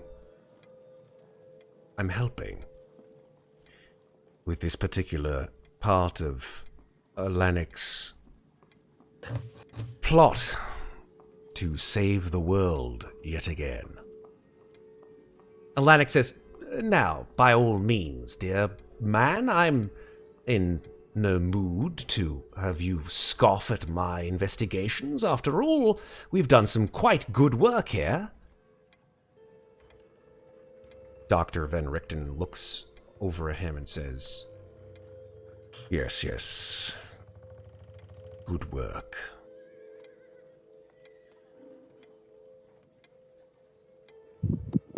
And then again begins to stare at you, Amnestria. Muadnhait looks to the doctor and says, "Stern one, what did you mean by again?" I'm sorry, were you addressing me? She gives Yes. people nicknames. That's just her thing. Stern one. interesting moniker. Where I come from, names as you see them have little meaning. We tend to speak of those we know as they are, and that is my impression of you. Perhaps it shall change, perhaps it shall not. When you have seen what I have seen over my lifetime and experienced what I have, you will come to understand many, many things. Have you taken offense? None was intended. He says, it is of no import. The work Strange. waits. You did not answer my question, however. He again sort of turns back to you, Muadnhait, and says, we may speak of this another time. As you wish. Stern one. Atlantic sort of chuckles. He's like, I like it. Louisa has realized that the wine bottle is now empty after passing it around to everyone. So in the awkwardness, she just starts casing the joint, looking for a tumbler or a dram of something. Yeah, there's probably like an old glass with like some it's just completely unwashed. Actually, that's not true. Arthur would wash everything. Yeah, there's like a nice bar set up. There's like a wooden bar on like a settee, like a bar on the side. Oh, thank the gods! And like a Louisa sideboard? just goes, Yeah, like a sideboard. Yeah, goes over to it. yeah, it's got some. Louisa goes over to it and is like, Arthur, I hope you don't mind. And she starts like... His eyebrows raise. He's like, no, by all means, take Thank care you. of yourself. You're a dear. Had a rather rough time recently, so I do think some drinks are in order. Well, Alanic says, I'm quite glad to see you all. You've done wonderful work for us here at the Order of the Guardians, and seeing as you've helped us with our investigations, I hope to know more about what you found in, where did we last see you? Well, you were last in Dementlia before you left. Yes, how long have we been gone this time, pray tell? I haven't seen you for about 3 weeks.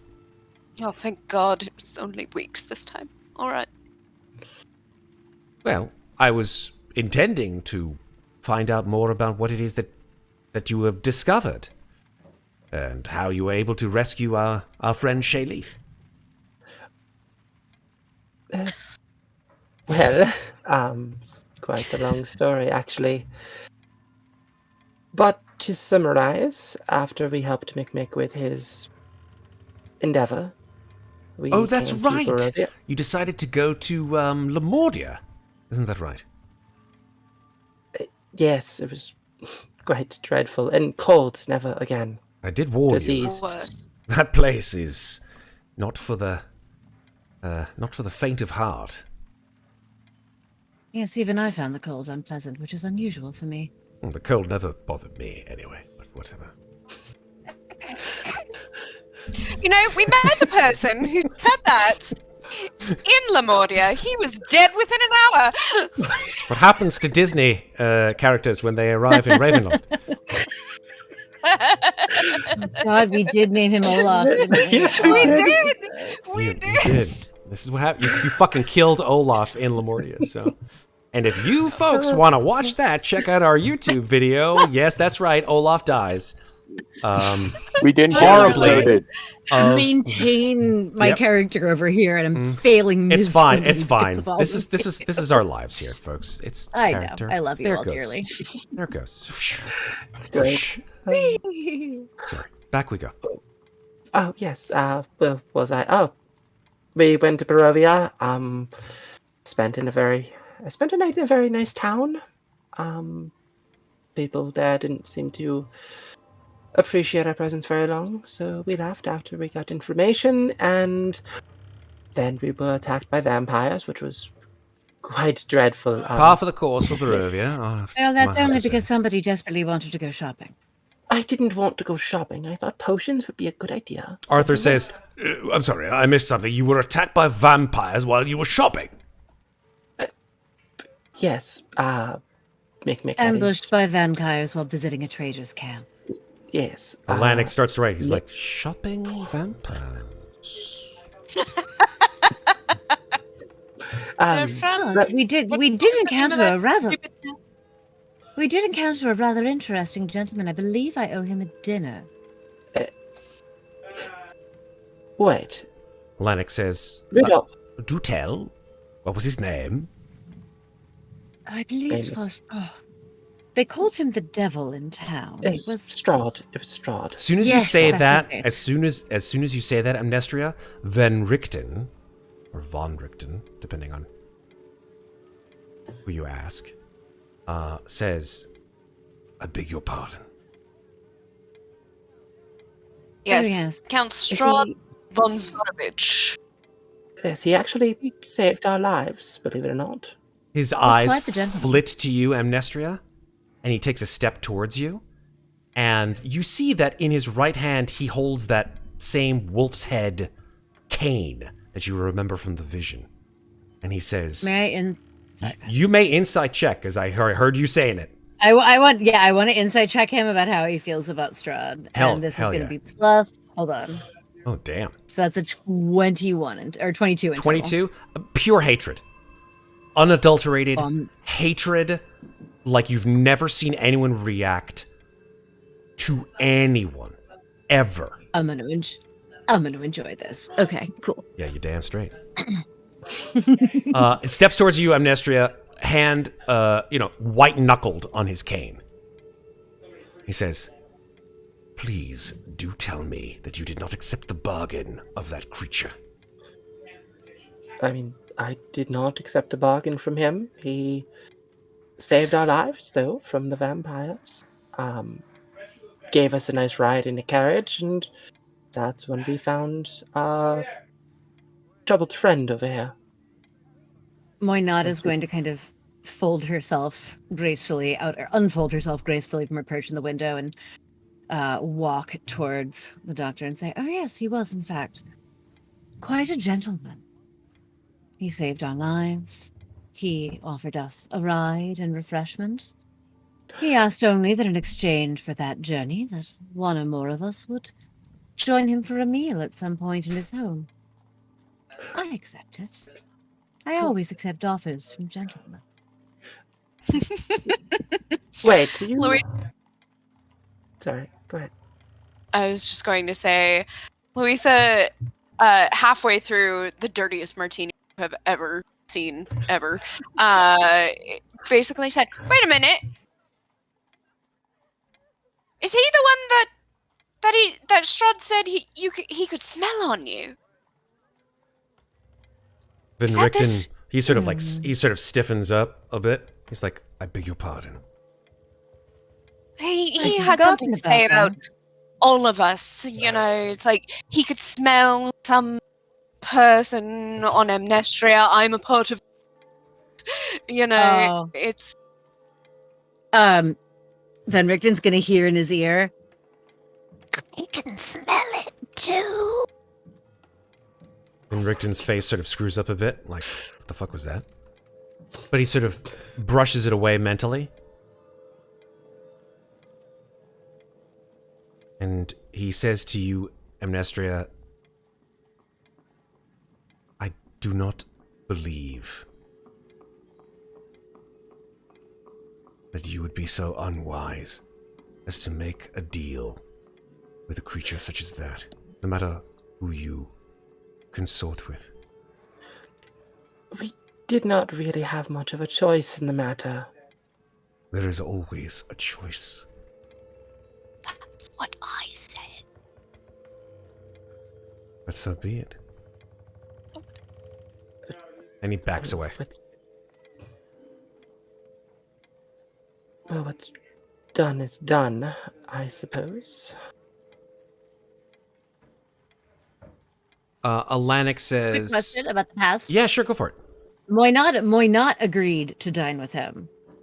And I feel like one other person did. Was it Mikmick? It was Mikmick. Yeah. It was Mikmick. That's what I thought. It wasn't you. That is what I thought. I just wanted to make sure I was remembering Yeah, properly. absolutely.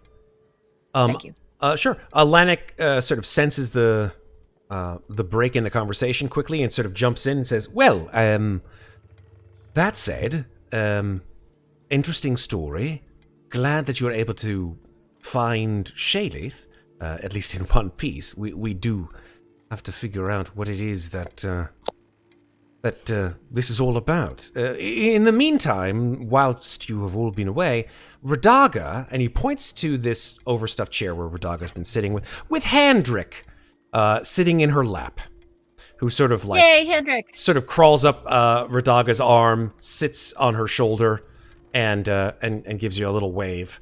Radaga sort of smiles at the hand on her shoulder, seemingly now perhaps more aware of her relationship to this disembodied hand.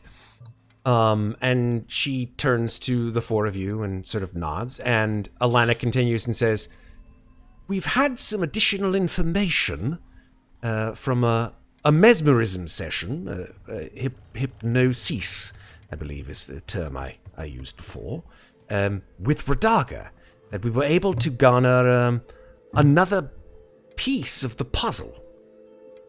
There, of course, were these amber sarcophagi, which I've sent several expeditions to scour the domains to determine what their purposes are. And I assume that There's like 45 in the Amber Temple. That might be an exaggeration, but there's a lot. There's a lot. And There's a some lot. of them are broken already. he sighs and says, Let's see. "To my expectation, yes, I see. Did you have any close encounters with any of them?" Yes. Well, I've pissed off a spider god. So, yeah. I'll take that to be a yes. Why not just sort of...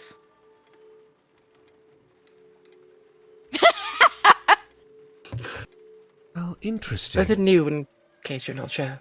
Oh, no, I distinctly remember her having unobscured palms, but yes. And he sort of like writes down in his notebook. She sort of gently traces a finger across the one mouth on her palm. She's kind of... You sort of get... She was initially repulsed, and now she's just fascinated by these things. Louisa holds up a jar of olives and kind of like shakes them at her. Like, you want. And Moina just shakes, like, blank face. Doesn't say it, just the eyes. Like the tongue go around the corners of the mouth. Arthur goes over to you, Louisa, and says, those are important. Would you mind? Just, please. Yes, thank you.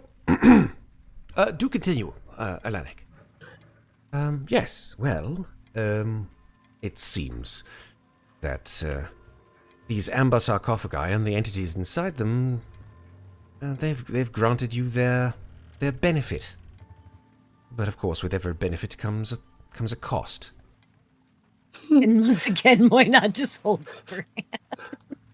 One Well, I might think say both. Yeah, I didn't get mouse in my hand. I'm kind of glad for that, actually. To each their I've own. yet to find said benefit, but I'm certain it will arrive eventually. Dr. Van Richten sort of stomps his cane on the floor and says, "This is no time for jest." I'm sorry, Stern. When I was speaking quite plainly, I have yet to find the benefit of having mouths in the palms of my hands. Would you care to enlighten me? I don't have any idea myself. But that's not the point. The point is that whatever you receive as a gift, so they call it, you will find has a dark side to it as well. Interesting, as you say, because some gifts are chosen and some are given without request. So if I have a choice in the matter, dark, as you so say, or otherwise, I prefer to make my own choices. Speaking of that particular problem with the negative side effects of said gifts, I do have one that I don't particularly care for. I can't touch people now. They melt. It's actually very depressing. Dr. Van Richten sort of looks at you, Amnestria, and says, "We all must deal with our lots in life." I mean, I didn't really have much of a choice in the matter. I was crushed to death by a blanket made of flesh, I guess is the best way to describe it. You didn't have any choice in the matter. Is that Well, what my you said? choice was to... That is what I said, yes. And yet here you stand.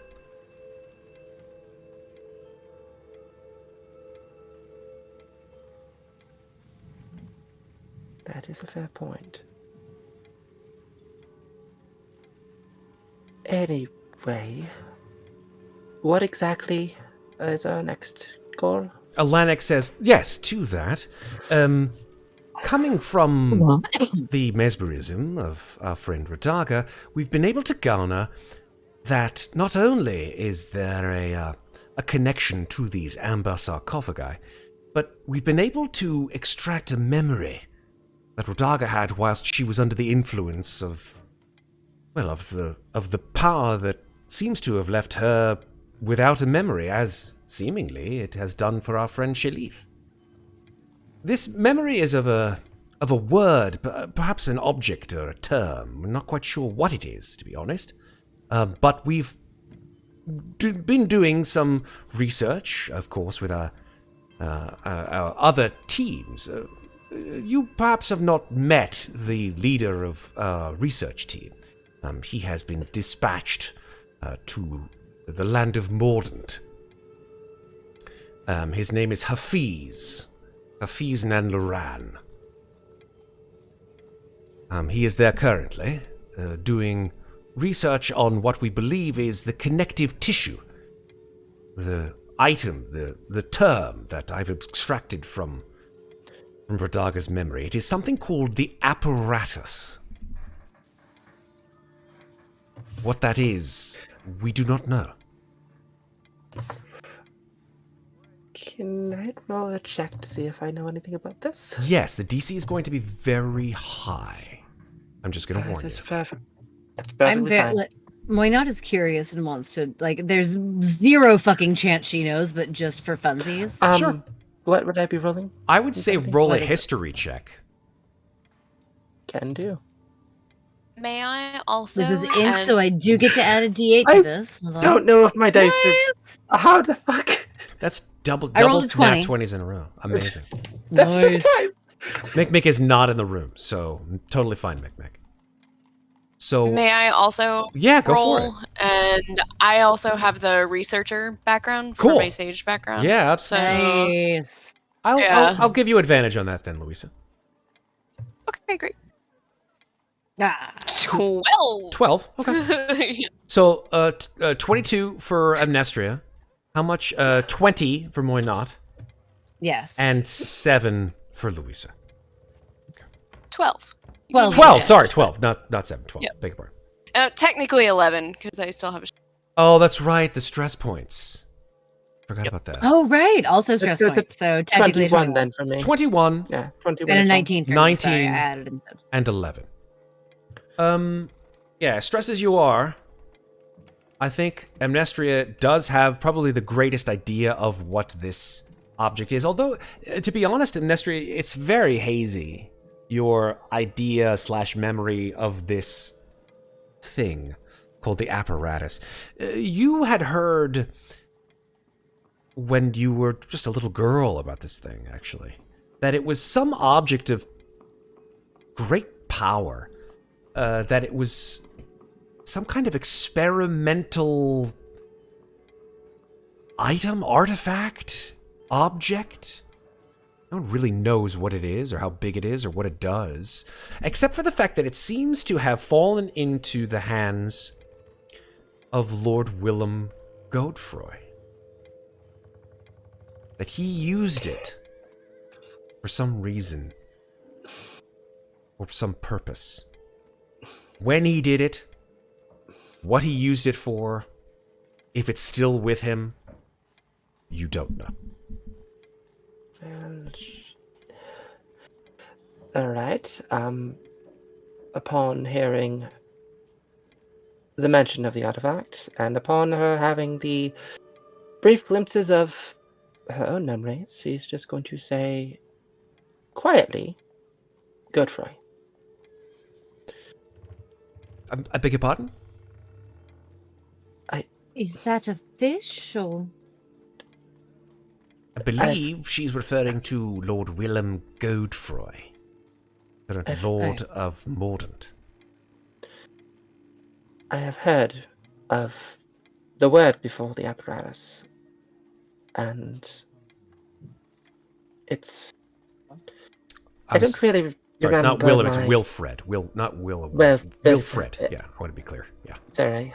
Oh, sorry. No. Yes. Mm-hmm. Wilfred. Wilfred. Godfrey. It has something to do with him. Well, then And it's. who is this? This fish man, this Godfrey. He is the Lord of Mordant. His house is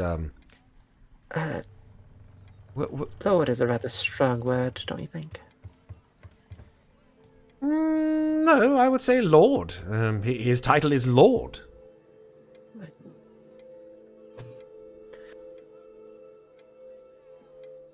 But that said, I'm happy to say that, well, the team that Hafiz has led to Mordant is currently, it is stationed in your shop, is it not, Doctor? And Van Richten looks at Alanik and says, "Yes, they're using it as a base of operations."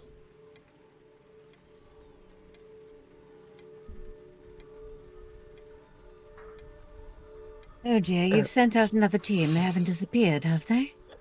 I don't believe so, but then again, we wouldn't have any notice unless one of them came back missing his team. He sort of looks at the ground, and Shayla sort of crosses his arms. Ah, yes, the angry one here is very anxious to know what happened to him.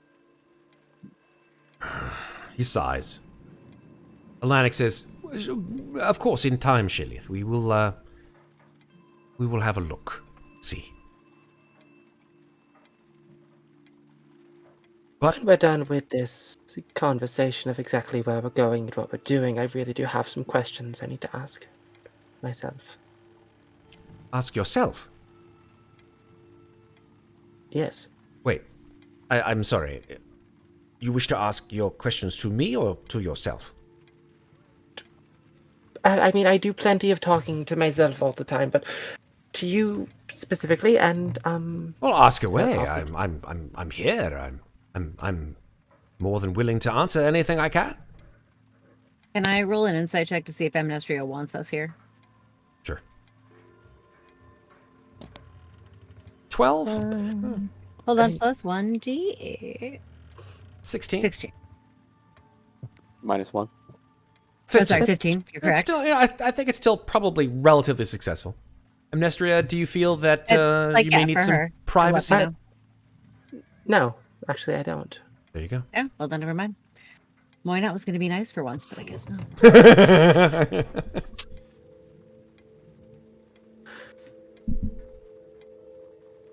Ask away, Amnestria.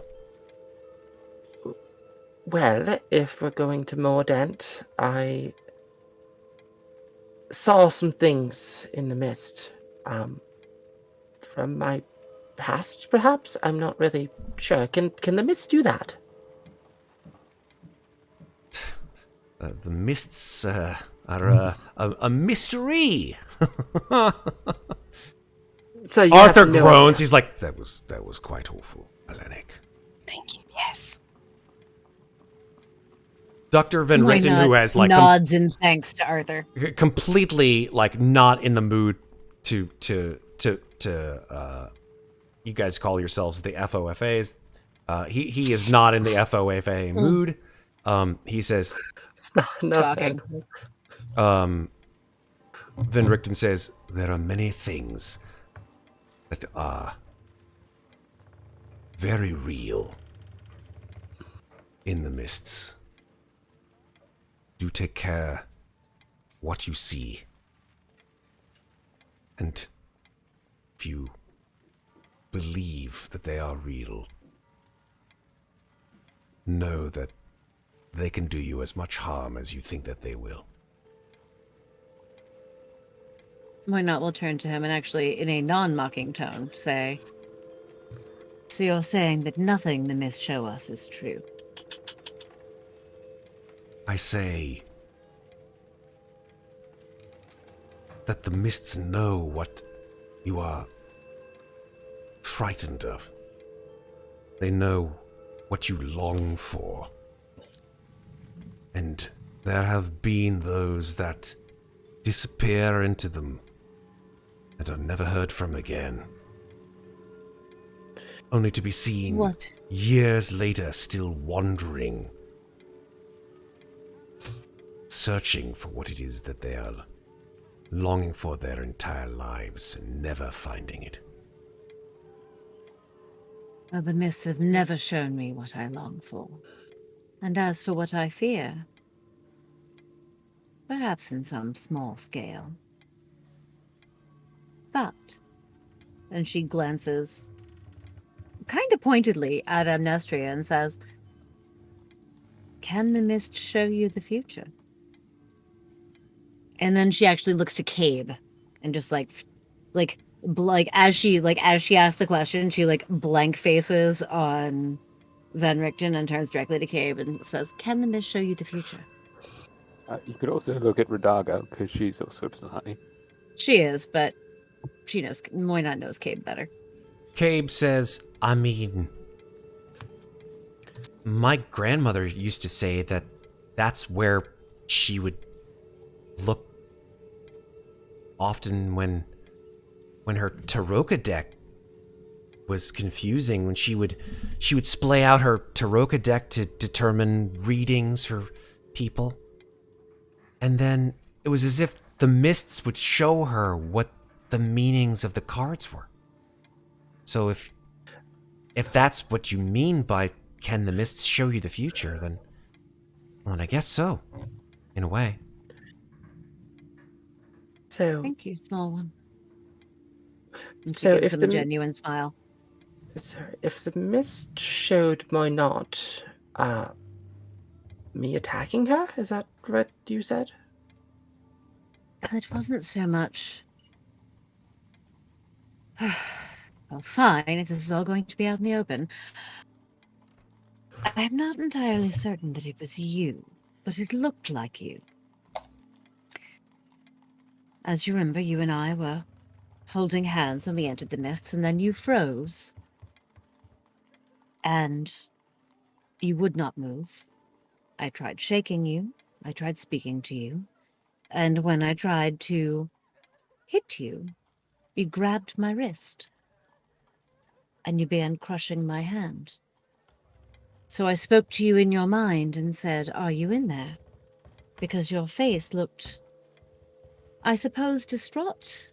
You were crying and speaking nonsense. And when you grabbed my hand and when I asked in your mind if you were there, you opened your mouth and a voice was, to my best knowledge, not yours, said, "Yes, I am." And then you disappeared. What's everyone's passive insight? I know this is a strange question to ask, but there's a lot of people here in the room, so that may sort of muddy the waters a little bit. Passive insight is 10 plus your modifier. 13. 13? 10 plus my modifier, a 12 then. Mikmick, are you in the room? For me. No, Mikmick is not in the room. Where are you, Mikmick? No, he's not. I'm just outside. You're just outside, just chilling? Okay. He heard the no, words, the out work of waits, line. and went off to do Mikmick shit. Fair. Yeah, Completely fair. He's currently venting. Oh, damn. Okay. Well, we'll come back to you in a bit. Interesting. 17. Louisa, with a 17, with a 17, there's a lot of mixed emotions coming from a lot of different people in the room. Sorry, finish with her, and then I will say what I was Yeah, thinking. sure. Go ahead. The mixed emotions that you're picking up on, certainly interest and curiosity from Alanik and Arthur. Sort of a little bit of fear coming from Cabe, concern coming from Radaga, and out of Vinrichten,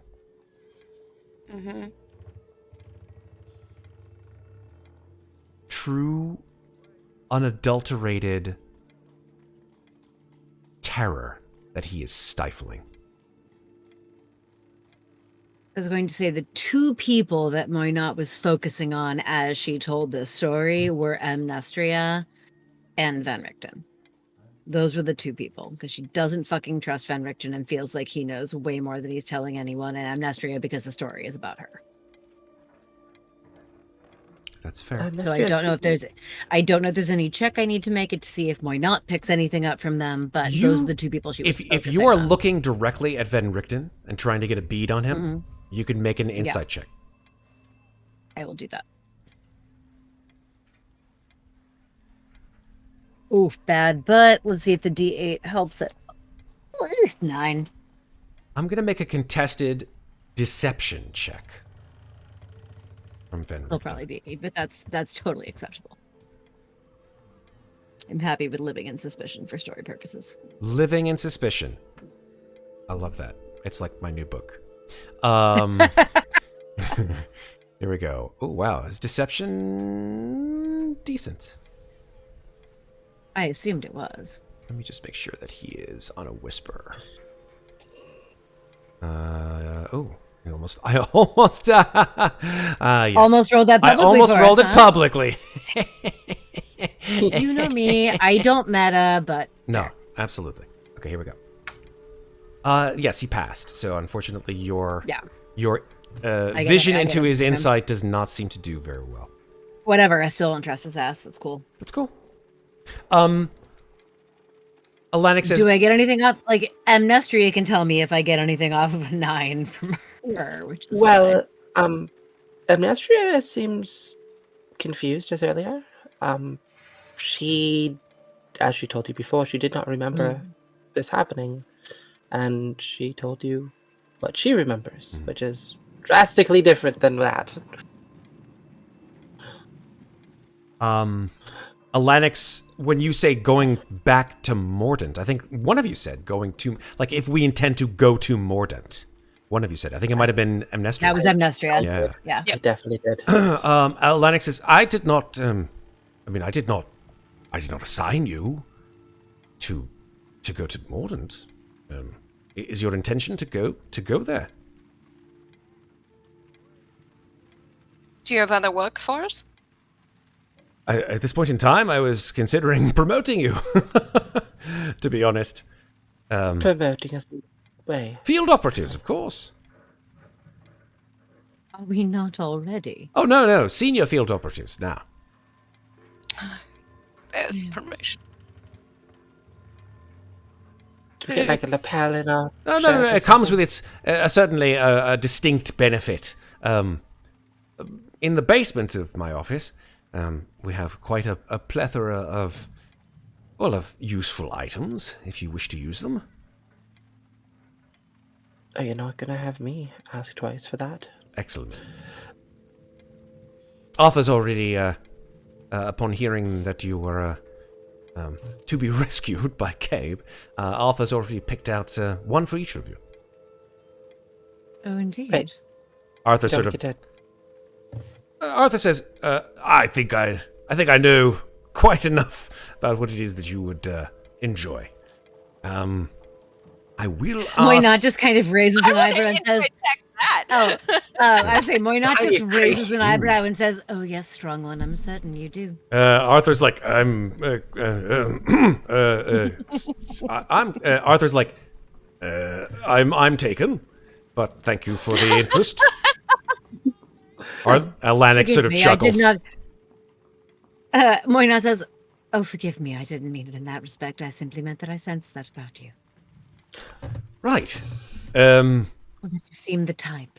Well, Atlantic's like, to the point, if you wish to assign yourselves, so to speak, to Mordant to further the investigation led there by Hafiz, to find out more about the apparatus, well, you may of course embark if you so desire.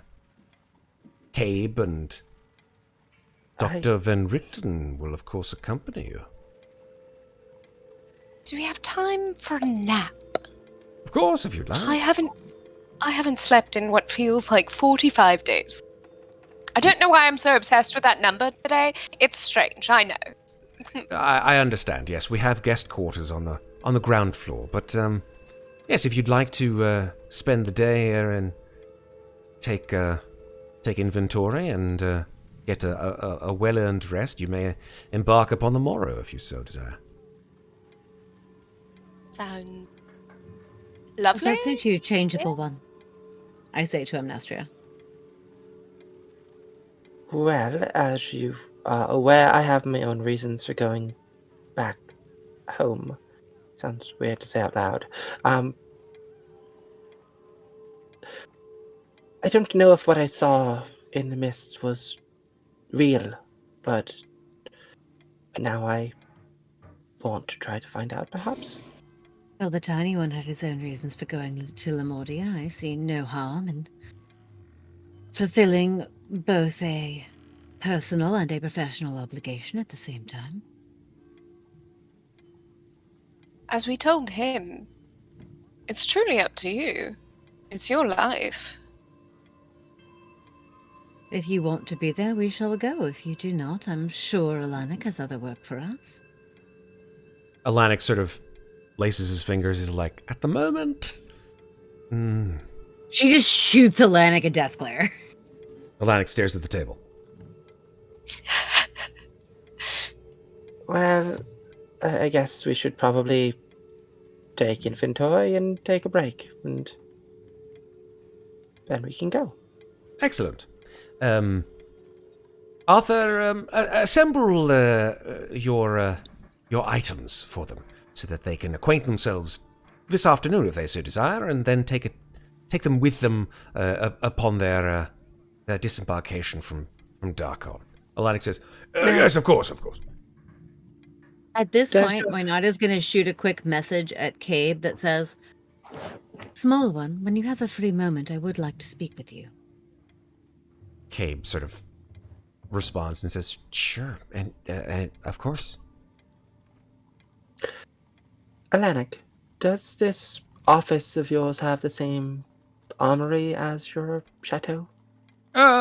It's not quite the same. We have a greater variety of goods, locked, of course, in safe storage in the basement. Many of them are cursed artifacts, unfortunately, and we keep them far from the prying eyes of those that would seek to do harm. Well, I mean, what's the worst that could happen? He again stares at the table. I feel like I'm in an episode of Warehouse 13 all of a sudden. It's, exactly. More like Friday the 13th, the series. That brings me back. Okay. Dr. Van Richten nods to Alanik, makes a brief bow to the four of you, gives Cabe a nod, and then, without another word, walks out the door across the hall, opens the door, and then shuts it. As soon as the door is closed, Moinad says, "I don't trust him." I think you should call him the charming one, just for, shits and giggles. Oh no, he dislikes the stone one so much, it won't change. It's fair. Okay. So, I would say that, unless there's anything else that you guys want to talk to Alanik or do in this particular point, we can sort of move through the day, if you'd like. Mikmick, is there anything I want to have my chat with Cabe, but Sure. please let Mikmick do his thing first. Yeah, 'Cause Mikmick has been he's been chilling quiet. for a He while. has been chilling. Mikmick hasn't actually been chilling. Oh. Yeah, he's stressing out at the moment. Basically, as soon as the doctor was mentioned, he was immediately on edge, and then when the doctor said the work wait, it was like, oh shit, I'm out. Triggered. I need to. It basically triggered, and so he's just been outside the door, and he, having seen the Darkon is literally falling apart, he hasn't decided to take it out on the building itself. So he's just grabbed hold of one of his hand axes, and he's just been clenching furiously on the thing, trying to work out his stress as much as possible. So pretty much as soon as possibly anyone walked out, so it could be the party or Van Richten or anyone like that, it would just snap the wood clean in half. Oh, damn. So And you broke your hand axe? Yep, one of my hand axes. Oh, no.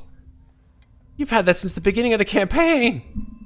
No, Yep. he didn't. He had a table leg at the beginning of the Didn't campaign. he turn it into a hand axe? Am I Nope. misremembering?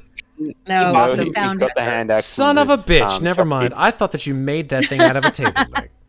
No, That would be such a good the table leg broke. You know, you're breaking a Yes, lot of it your did. weapons, Mikmick. I'm not does liking that. it. Yeah. You're not going to get your deposit back. No. All right. Yeah, he got the hand axe from the shopkeep. Well, you may remove one hand axe from your inventory, sir. I shall do that. Anything else, Mikmick? After Van Richten has walked out, he'll walk back into the room and he'll finally, well, after throwing the hand axe onto the floor, he'll walk back into the office of Atlantic with the rest of the party and just say, Atlantic, may I have a word? Alanic's like, I guess I'm just Mr. Popular. Yes, go ahead. I have a feeling that I may be a liability nowadays. How so? Well, as the party may have already said, after we finished in Lamordia, my memories were unlocked and my memories were only focused on one thing ever since then. And, well, I can't get my mind off it. I need time to focus and reconnect. I can help you in any way, man. I will. What is it that you need? Have you ever heard of a place called Ravnica? Can't say that I've heard of that particular land.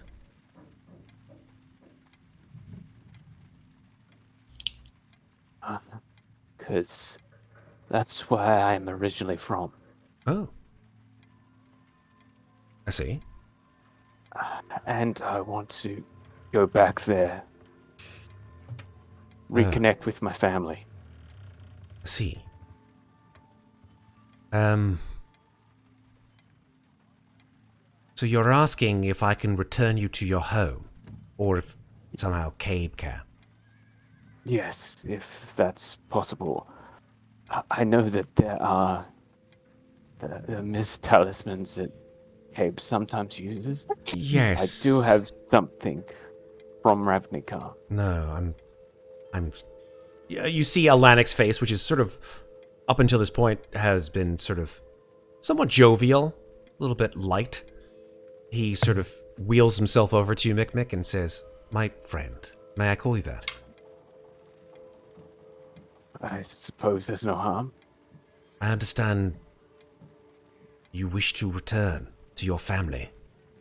That they are, like many of us, our number one priority, our greatest desire, our greatest treasure. Yes. As much as I would endeavor to do you good by returning you to that place, it is out of my reach.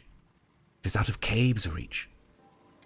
These lands are as much a prison for us as they are for those that seek to do harm and ill will. It is only through our strength that we endeavor to move forward, to strive against the darkness. Perhaps in some regard, the forces that imprison those that do evil may, in fact, gift us with the release that we so desire at one point in our lives. But for many of us, this is just a dream. I am sorry. Well, I had thought that may be a problem, but there may be another way. Cabe has mentioned before that you have the ability to see us, even when we're in a different land. Occasionally, yes, as long as I have an idea of where it is you are within the domains, of course. Because I was wondering if you could do that same thing to my family, so I could at least see them. See if they're... Oh, your family? Are they also trapped here in the domains? Not that I know of. I mean, from what I've found out, it's been years. Hundreds, possibly. My goodness. Mikmick, I don't know how much more I can assist you in this regard. If they are not here amongst those of us trapped in the domains of dread, then I have very little I can do for you.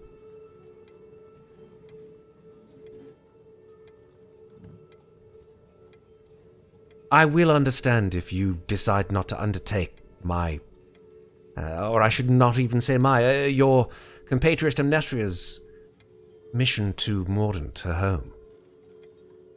If you wish to remain here in Darkon until I can do perhaps more research, how to return you to your home plane, I will do what I can, but oftentimes the greatest endeavors are hampered by those that wish us ill. I think I understand where you're coming from. It is a problem. I guess I didn't realize what the mist were before I even came to this domain. Well, I apparently walked right into it. You have a story yet to tell, my friend. I think we all do. He puts his hand on your shoulder. He says, "We shall speak again." Well, thank you for hearing me out, at least. And he'll turn to Muadnhait and just give her a quick nod as he walks out again. Why not? Moynat will nod back as she understands where Mikmick is coming from. Atlantic turns to you, Moynat, and says, "Yes, I'm more than happy to." Oh, no, I'm sorry. I actually wanted to speak to the small one. Oh. But we don't have to do it here. Oh, I see. Small one? And Cabe- she'll turn to Cabe. Cabe's like leaning on the wall. He's like, "Oh, sure. Do you wanna?" Points outside. Yes. Yes, I'll step into the hallway with Cabe. Atlantic looks to Cabe and says, "Cabe, not too long, yes?" "Of course. Yeah, sorry. No problem." I'll only be a moment, I promise. Go ahead. And then, getting Cabe on the way. The tokens that the Vistani use to move through the mists, do you know how they work? You gave us a token connected to a specific place, yes? Correct, yeah. Is it possible for a token to connect to a person? Oh. I mean, I don't see why not. I mean, if that person is really connected strongly to the domain, then I guess so. Does the token have to be imbued with any specific magics for it to work, or is it simply an object? Oh, no. It's usually passed from generation to generation. they're as you say imbued with our particular brand of how we do things. Well, when I arrived here through the mists, I was wearing a necklace that I had never worn before. It had a charm on it. It was a small locket. It contained the portrait of a small girl with no eyes. And I had worn it. I was wearing it. It was the only thing I was wearing when I arrived. And when we were in Lamordia, I encountered someone that I would like to see again. And before we left, I gave him the locket. And I told him to find one of your people, to find a Vistani, and then to use it to find me. Do you think that could work? Well, number one, creepy.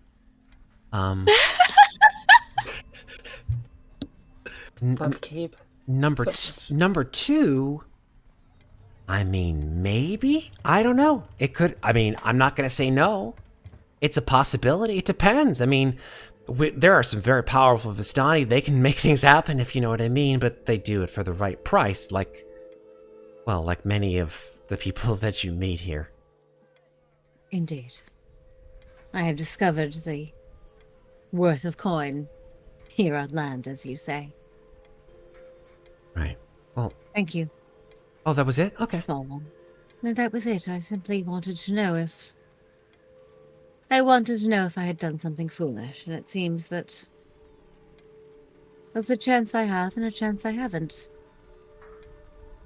I do not know what the locket was or what it meant, but it was the only thing I was wearing when I arrived.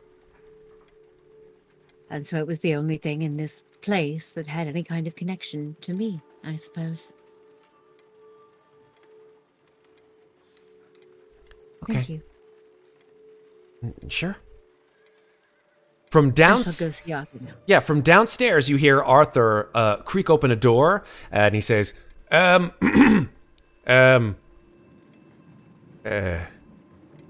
you have a name for your particular group? I don't want to call you all individually by your, I can, of course, if you, I mean, it... There is one quick thing I want to do with Cabe, Go ahead. which is I sort of want to just like, because Cabe is tiny and Moyana is quite tall, sort of want to place my hand on top of their head and sort of like maybe slightly like caress their hair for them and say, I do hope what you heard what I said to the stern one. Where I come from, names as you know them have no meaning. So when I call you the small one, I do not mean any harm, and I hope you know that. Cabe looks at you, Moynat, and says, I like it.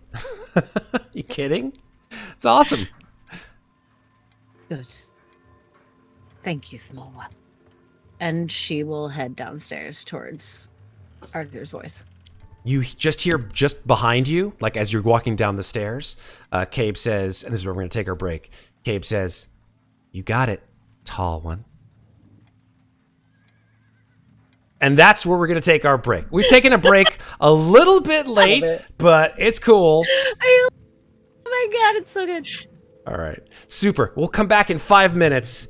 Thank you guys for sticking with us. We have a little surprises here and there as you guys embark on your next wait the next to find part of out your what adventure. magic shit Matt/Arthur has decided we all need. You damn straight. You damn straight. So we'll see man, y'all in 5 minutes as we take It'll our be break. fun.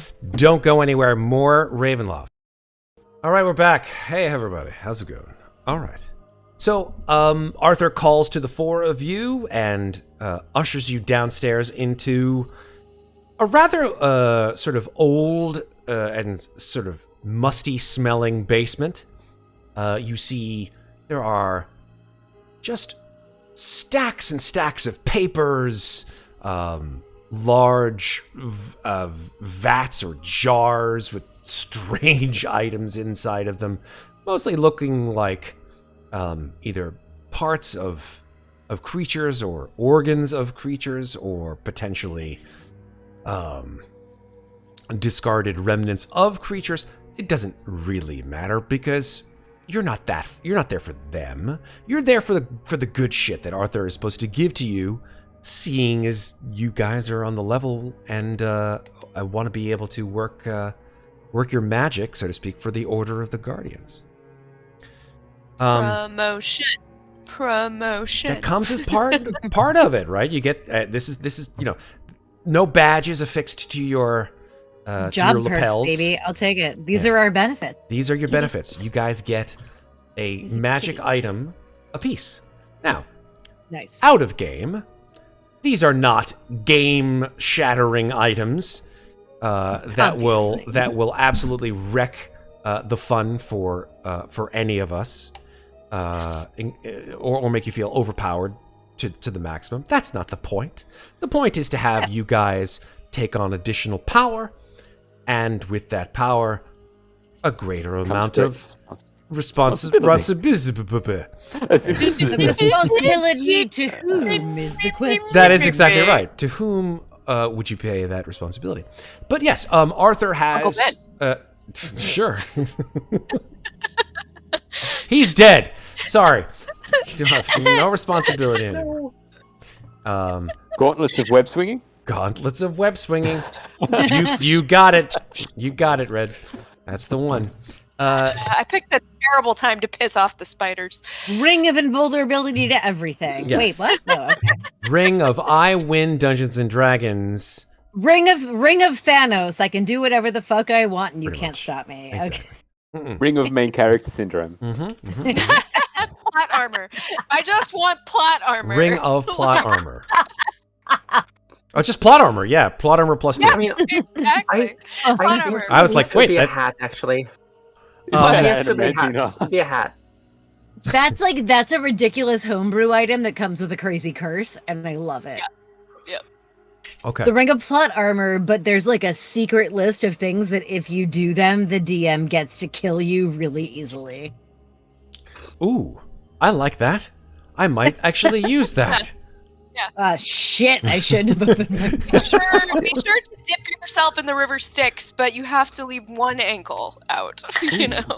That too. It's like, oh, plot armor, but if you say the word shenanigans, you get auto Oh no, killed. no! That I'm going to give to a very specific member of our community. Oh, I know who you would have given it to. All right. So here we go. On the table that Arthur stands behind, you see 4 items. You see a small black bottle,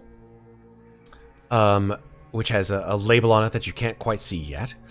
You see a rather sort of fearsome-looking dagger. You see a leather pouch. And you see a key. This key is long and somewhat heavy looking. At the end of it, it has a sort of stylized looking skull imprinted on the top portion of it. Arthur Okay, says, so that one's mine. So, there we are. Enjoy. Oh, you'll want to know what they do. So that you can determine who gets what, right? Yes. I assume that would be useful. Yes. Let's start with the key, since it seems that your eyes are flitting to it. And he picks up the key, and you see that he's wearing black leather gloves. He says, "This is a, well, it is rather sort of on the nose. It is a skeleton key." And you see that it's sort of this ornate-looking key with the handle resembling a skull. And you see that there are 3 small black gemstones set within the ocular and nasal cavity of the skull. And Arthur says, "This key is a magical item purloined from some ill-doer, which, of course, Alanic was kind enough to lend to our collection. It has charges, because it is a magical item. The number of charges key currently signified by the number of black gemstones. As you can see, 3. This key will, of course, expend doing its particular power, but will regain a charge daily at dawn. One daily at dawn. Yes, 1 per day. Okay. If you expend the last charge, there is a possibility that the key will lose all of its magical properties. But this key is quite useful in a pinch, as you may use this particular key, and well, it will aid you in finding the right lock for it, if you know what I mean. Magical or otherwise. I'm afraid I don't. It will open any lock, or it will find a lock that it can open. Both. Just a tiny crowbar, Interesting. then. He sort of looks at you, Amnestria. He's like, Mysteries? I don't know of any crowbars that can open magical doors, but... Right, so the Arthur, you're- changeable one is not taking that. But What no, else I is mean- there?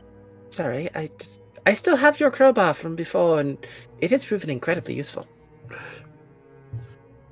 Well, I'm glad of that. It wasn't a magical item, but so be it. Magical to me. I was about to say it's magical in her hands. Right, well, Brilliant. worthwhile stating that if indeed you use the powers of this particular key to open a magical or unmagical lock, your abilities to do so, even if you fail, the traps, if a lock is perhaps trapped, or a magical lock, which would of course expend some magical force, those would not activate. Oh, Quite useful in that That is- regard. that is very interesting. Yes. That is... Yes, actually, I Great. wouldn't have a safe explode in my face again. He sort of winces at that. He's like, sounds awful. Anyway, puts the key back down on the table. She's very resilient, don't worry. Picks up the pouch. He says, "No, this." Opens it up. Spills just a very small amount of black powder on the table. He says, "This is well, there's enough for one use, and only one. You rub this powder on your feet or footwear. For 5 minutes, you will be able to, well, let me just double check on this. Number one, you will have the ability to not be tracked except by magical means. You will leave behind no tracks or scent. And you'll become very stealthy.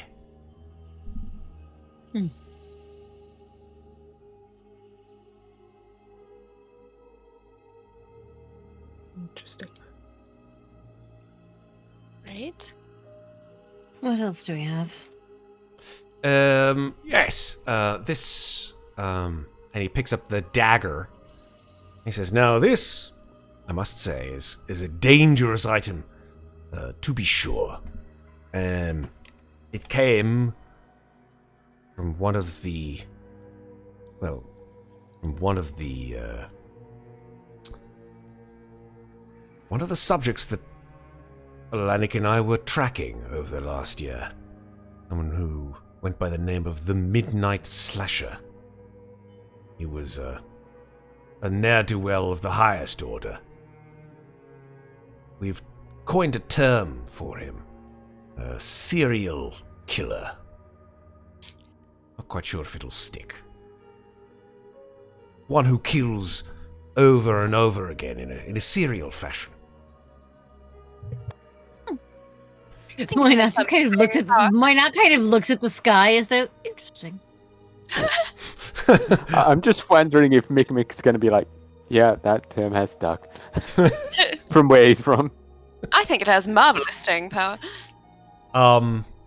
This was the dagger used by the Midnight Slasher to do their dirty work, unfortunately. Usable, will need to be attuned, of course, to those who use it. It will give the ability of those who have sort of rogue-like abilities. Rogues are often very quick and very deadly with their attacks. And so in doing so, and he sort of holds up the blade, and you see that it reflects so little light that it appears actually sort of invisible almost. That it almost like the light bends around it. And he says, if you use it, if you strike at a creature and hit it, you will do a great amount of damage in a very sensitive spot. From a mechanical perspective, if you use the dagger, it basically means that you will get the benefit of a sneak attack at a level, let me just double check, level 6 rogue sneak attack, which I believe 3d6 is 3d6 sneak attack. Nice. Whether you have advantage on the attack or not, regardless. Ooh. Okay. Damn.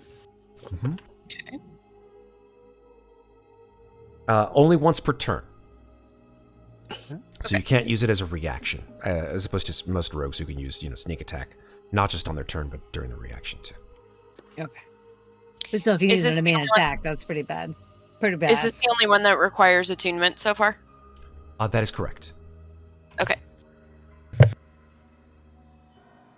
Okay. And then the last one, the bottle, he holds up. And he says, now this is a soporific from an alchemist of some note. His name was Dr. Dominiani. He seemed to aid us in some of our more elusive cases, but the man was unfortunately, a vampire. But even he, in his ill will, still had some use to him, creating this particular incense. And he opens up the bottle, and you see that it's starting to this sort of like almost sort of wave of smell comes out of it, and it comes with a sort of a blue smoke as it exits the bottle, and it smells foul. And he says, no, that's enough. And he puts the stopper back in. He says, do not smell. Try to shield your nose and mouth. But inside this bottle is a flammable incense that, when burned in small amounts, the area that you burn it in will be filled with this heady smoke, which, of course, will make most creatures gag and recoil. From a mechanical perspective, any creature within 30 feet of burning this incense within a round must succeed on a DC 15 Constitution saving throw or fall unconscious for 1d8 hours. Oh, shit. For each hour rendered unconscious by this incense, the creature will take 1d10 poison damage. So who's got the highest con save? That's who should take that, because they may not get out of the way in time. Yeah. I see a Mikmick wave down there. It's not me. Yeah, I've got there's this like- one. Mine's It's plus not- 3. I have a 2. You're I at 5. That's a Mikmick thing. well, I mean, Also, you I can guess- also probably run away fast enough. Well, also, there's Ah. only one that requires attunement, so everything else can be traded around, but I feel like that's a thing that Mikmick could use. I was actually thinking of getting the dagger. Oh, you want the attunement item? Okay. Well, I don't have anything attuned. I don't think any of us do. Oh, I'm full. So Oh, I can't- really? Okay. I don't Well, have anything right now. The I Mind love Sharpener you Rogues attuned are right now. attunement, I think. Mind Sharpener I Rogues are have- attunement, I think. Oh, right, because you've got all of your Artificer infusion shit on the armor. But the armor are also going to do an extra +2. I can't remember what level that happens at, though. Hmm. Yeah, I've got +5 to con saves because Barbarian. Okay, Nice. yeah, like I'm not attuned to anything. Well, if you got +5 to con saves, then honestly you should probably take the knock people out smoke. Yep, and I'm also resistant to poison, so even if I do get knocked yeah. out, Yeah, then that's actually what you should take. You should take that one. Yeah. Yeah. So then left behind, we've got the dagger, which is the only thing that requires attunement, Mhm. which gives you sneak attack on a single hit per round. Per We've turn. got Per turn. per turn. turn. Sorry. Yeah. the skeleton key. The skeleton The key. skeleton key, and then the bag of Powder. The bag of Oh, stealth powder. Bag of powder. powder. Bag of stealth powder. very stealthy one-time use. About 5 minutes. I'm just spitballing here, but I feel like Louisa as a monk has a pretty good to hit. Stealthing Louisa in the right moment might be the best thing to do. Oh, but did I mention that it gives Yeah. you a +10 on your stealth? Yeah. Oh. Yeah. Let's Yeah. Nice. You did not actually give us the mechanics on Yeah, that. the +10 to stealth you- checks. You can't be tracked except by magical means, and you leave behind no tracks or scent. And I think that's so it's actually basically more- pass without trace powder. How long does it last? It lasts 5 minutes. I think that's actually more Amnestria because she's a hunter. Amnestria, do you have the crossbow expert where you can shoot point blank with your weapons and not take Sure disadvantage? do. Oh, well then okay. Pass without trace powder there. Because like pass without trace is shorter than that, so that's good. Nice. Yeah. So we have skeleton key and dagger left. Yep. Oh wait, actually I'm sorry. I'm attuned to one thing. I'm attuned to Mara's rapier. I forgot about that. Mhm. But Louisa, you're full up on attunement slots? Yeah, I've got the gloves, or the gauntlets. I've got go fuck yourself, and then I have an item that I came in with. So then I take the not- dagger and you take the key? Works for me. Alright. I was gonna say not to have someone not get something, but Mikmick doesn't really have a melee weapon. He has an axe. Well, he broke it. That Sorry. isn't Matt. Yeah, but he had two, didn't he? Yeah, I had two hand That's true. axes. Okay, cool. Yeah. And technically, a dagger is a light weapon, so he can still use his two-weapon fighting with a hand axe and a dagger. Fair. Just a thought, because he doesn't have like a. good I melee mean, weapon. if you want, you could take the dagger and I can take the pouch. I have way less of a chance of surviving, dropping, and leaving. So okay, here's a better question. idea. If I were to take the bottle, would it be something that I could use Step of the Wind to get away from it? Or So if you use an action to burn the incense, if you are within 30 feet of that as you burn it, within that round, you have to make the Constitution saving throw. So if she steps to So- the wind out of 30 feet, Correct. But if she'd be okay. yeah, but the thing is that she'd still have to make the Constitution Constitution save Right. as soon as it's burned. So I thought. Okay, so you have to make the save as soon as it's burned, then Mhm. honestly, it kind of goes to Mikmick because he is the best con save. Mm-hmm. yeah. Well, could I not? I mean, I'm just like, this question. is totally just me playing, like, this is like out of game. Yeah, Moynat's not going to put herself at risk like that. She's just straight up not. I Question, mean, there's yeah. nothing with stopping that. me from having both the dagger and the power and the bottle. It's true. If with the- everyone's okay with that. So, with the bottle, Mm-hmm. if I were to use it and Misty step away, would I still have to make the con save? So the same thing for Louisa, right? If Louisa did Step of the Wind, that's a bonus action. Same thing for Misty Yeah. Step, right? You'd still, as soon as you burn it. Why can't I speak? You'd still have to make the con save immediately.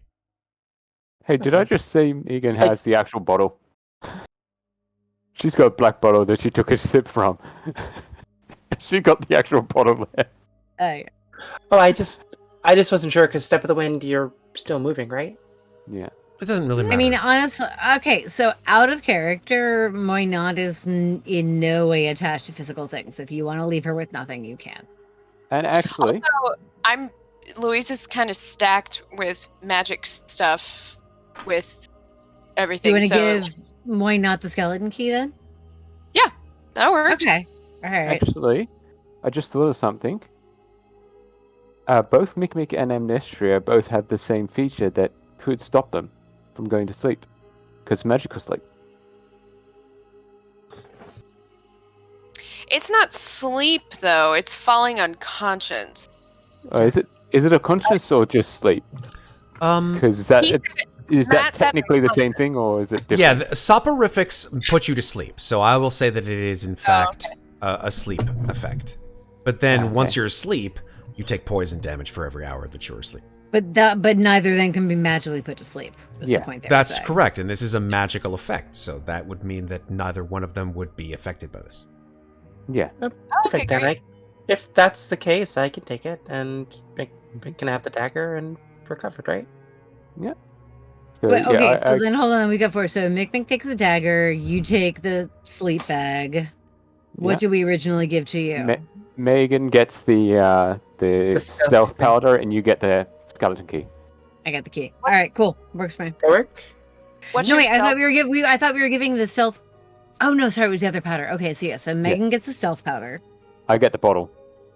I'm going to You assign. get the poison bottle. Let me know, folks, just because I love the back and forth, but I want to assign these magical items to a person. So please let me know who I need to assign that to, because I'll put it. Okay, Alright, so it so sounds you like just say them out loud. Stealth powder. So Who's it getting sounds- it? Stealth powder is Louisa. Okay, so that's going to Megan. Yeah. All right, Thanks, Megan. Arthur. Arthur's like, I knew it. I knew you would pick that one. Gives you that one. So that you'll see now under calling upon the dead, you'll see that stealth powder as a handout. Who gets the soporific? Dominiani's Soporific, that's Mikmick. That's going to Mikmick. Okay. Mhm. So that's going to Red. Excellent. Oh, actually, sorry, the soporific is Amnestria. Okay, that is not Sorry? going to Red. That is going to Maeve. Amnestria. It's okay. Yes. Okay. You will now see that in your handouts. Who's getting the dagger? That's Mikmick. That's Mikmick. Yeah. Okay. You will need to attune to that, Mikmick, so that'll take an hour. Yes. All right, so that goes to Yeah. Red. But bam, there you go. And then last but not least, the skeleton key. Goes to Muadnhait. Can you please actually give me mechanically what that does? Sure. Yeah, so it has 3 charges. You get advantage on dexterity sleight of hand checks, which is hilarious Oh, no. because Okay. your hands give you disadvantage. Well, so that makes it that cancels it out. It Okay. does. So it's Okay. just a straight roll. So you get advantage when you use the key. It has 3 charges. Once you use the charge and the key, one of the black gemstones goes. I get one back per day, but it gives me advantage on sleight of hand to open locks. Not just any locks, though. Any kind of locks. Any kind of lock. Okay, That's correct. Cool. And if you fail on your sleight of hand check, dexterity check, whatever you want to call it, Yes. to lockpick, it does not activate a trap. It does not activate a magical lock or anything like that. Okay. And I want to show you the art. But does it deactivate it if somebody else then wants to pick it through mundane means, or it's just only for me? Only for you. Okay. All right. And I think, let me see if I can show this to you. So Matt, just quick clarification. The 2 seconds, I'll be right back. the dagger does say that it requires attunement by a rogue. Yeah, I'm going to take that out. Okay. Let me take that out. Yeah, just so I better double check that. No, I 'cause appreciate it's that. not the rogue. Yeah, no, I'm going to take that out. I just say it requires attunement. It's a nice dagger, but I have so many magical weapons. I'll remember As I said, that. As I said, this is going to be my first attuned item. Okay, cool. So- And I will give you, if you're using D&D Beyond, I will put that in as a custom item later Okay, cool. for all 4 of you. No worries. Cute. All right. So, equipped as you are, now Alanik turns to the 4 of you and says, well, wrong voice. Says, well, I see that you've gained some new equipment. Do you wish to leave today? No, I think we all We all need a deserve rest. a rest in a safe place, if that's if we can impose on your hospitality for one evening. Not at all, not at all. I think we may have made mention of it. You're more than welcome to take any of the spare rooms I have here, and we will leave on them. Or I should say you. We'll leave on the morrow. Thank you. Would you happen to have a spare, I believe you call it bathtub? Yes, we do. We know how you prefer to take your... I do appreciate it. Yes. Thank you. Do you have a... Sorry, do you have a place where I can get some more mundane things? Such as? Some arrows would be nice. Oh, we can certainly supply you with at least 1 or 2 quivers of arrows, if you so desire. That would be a start. I also need to know where the nearest wine store is. Oh, we have that in store here. What do you think we are? Plebeians? Of course not. Arthur. But And he sort of looks over at Arthur and he says, well, we have quite a decent assortment, but it's up in... I tried to keep it at the right temperature. It's in my personal... Well, I mean, if you'd prefer, we can go buy some. It's No. You could simply Perfectly bring fine. it down. Yes, I'll be right back. Arthur just runs upstairs. thank you. And then Louisa, in de-weaponizing himself style, she just starts pulling out all of her flasks from various pockets and places until she's lined them all up. And it's all like, hee hee. Arthur comes down and has a towel over his arm. And he shows it to you. Sommelier style. Mm. It's quite a good year. Do you Lovely. prefer to are we is this for later or for now or what? Both? Oh, wonderful. Takes out Both is good. a very small sort of almost pin-like blade, sticks it down, twists it, pulls out the cork in one shot. Alanik's Golf claps from the society people. pulls 2 crystal glasses. Gives one to you, Louisa. She accepts. Takes out a small decanter, pours the wine into the decanter. The trick is, of course, you have to let it breathe. Of course. You don't want to just pour it straight from the bottle into the glass. That's so low class. Yes, Have you aerate heard it. of something called an aerator? Yes, aeration. Yes, it's good. Quite the I'm new. certain the tiny one could make one for you. Ooh, that would be excellent to have on the road, of course. Mikmick's new adventuring side gig is Enabling. alcoholism. Yes. Yes. But yeah, he pours it. It's just a rich, dark, purplish red. It's real good looking. Smells fantastic. And then holds it out. Does one of these things. Checks for the legs.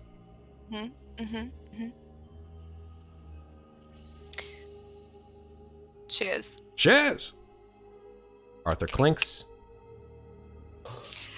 Louisa takes a big, just sniff of the wine, and you just see some of the tension drop out of her shoulders. She drinks it, and she's just like, oh, so nice to have just such a wonderful vintage. It's been a while. Wrong one, forgive me. How far away is the actual harbor? Sorry, who did you ask? Arthur. Arthur? Arthur is strong one. Strong one, of course. Arthur says, I'd say a good 10-minute walk. If you'll all please excuse me, and Moynat will head out and head towards the harbor. Okay. Literally just following the smell of the sea. What are you doing at the harbor? Going for a swim. Mm-hmm. Fantastic. We'll come back to you in a second. Amnestria. Absolutely. I was actually going to follow Moynard. Oh, out your door. Out the door you both go, then I guess. Yes. Louisa's getting her wine tasting. Moynat needs her happy place. Wine tasting. Mikmick, what are you up to? This This is all pre-long rest, by the way. I love that the Yes. preamble Oh, yeah, to this. absolutely. Right? And most Dungeons and Dragons like games, it's like, okay, you get a long rest. We don't do that here on Slices. No, apparently not. Like We- to I actually really want to do drive. that. We So relaxing. we fucking romance the long rest, baby. We just we get Seduce it. the long I rest. mean, We like- seduce that long rest. If I knew it was safe, Moynat would take her long rest in the fucking ocean. Mm. It's just a matter of knowing if it's safe first. I will give you that particular decision in a second or two. All right. Would you like to have a drink, Mikmick? I know that news was likely not what you were expecting. Or hoping for. I don't know what you were expecting. No, I think I just need to free myself a little bit. I think I may follow a Moynat and maybe have a bit of a swim. Alright. Louisa's gonna stay in this house. Smart, Where right? the world does not crumble around her. Everybody's And she is going to drink. everybody's going out to the bay, except Louisa, who's just gonna sit with Alanik and Arthur and just drink, like you do. Love it. Drink. Love it. Depending on how drunk she gets, might have some questions for them later. We'll but see. We'll see. we can go on. Then let's follow Moynat, and then shortly following thereafter, Amnestria, then shortly following thereafter, Mikmick. Little trail of adventurers here that you've got behind you, Moynat. Moynat just makes her way towards the bay and then looks for a safe space to stow her armor. Like, not even necessarily on shore, like maybe a couple of feet out under a rock. A place that she can stow things and then just truly be herself. And once she is once again naked in the water, just begins swimming and trying to remember what life once was before she became the thing she is now. And trying to wash away the vision of the mists. Just wanting, searching to feel once again like she is in a place that she belongs. And that is what she is doing. Amnestra, you watch Moynat enter into the surf. One thing that you do notice, actually, as you go towards the bay is that there are a number of ships in port. Some of them have very, very strange shapes to them. They don't look like ships at all, honestly. Except for the fact that they have sails. But some of them look very odd. Some of them look like animals more than ships, honestly, in terms of their shape. One has a sort of craning, wooden sort of front to it, where instead of where the figurehead of the ship would be, there's like this strange bird bat-like creature with its mouth open on the front of the ship. Others are so sort of strangely constructed out of some material. You're not sure it's wood, honestly. It's so sort of almost like it's almost like it's like the skin of a living organism. Right. So Moynat is swimming, correct? These are things that Moynat did not notice as she went to the water? I think you did. Yeah, you did. Okay. I don't know if you cared necessarily, but it's up to you. The one about living skin might have tweaked her interest. Is that anything she recognizes? No, it's nothing that you recognize. Okay. I mean, it doesn't look like it's alive, is what I'm trying to say. It just looks like the material is very... If she'd ever encountered a boat like that before. No, you've never encountered anything like that. Then I think that it would have tangentially tweaked her interest to think, oh, well, that's something new. But her real focus was getting in the water. Sure. Okay. Nestria?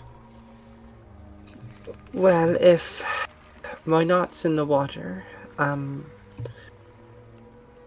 I'd watch her for a moment, and then I'd just look around and see if perhaps there's any place I can buy some alcohol. You look down at the water, right? Well, I'm looking along like the shoreline, seeing Yeah. if there's any shops, maybe like a... Yeah, there's no shops on the shoreline.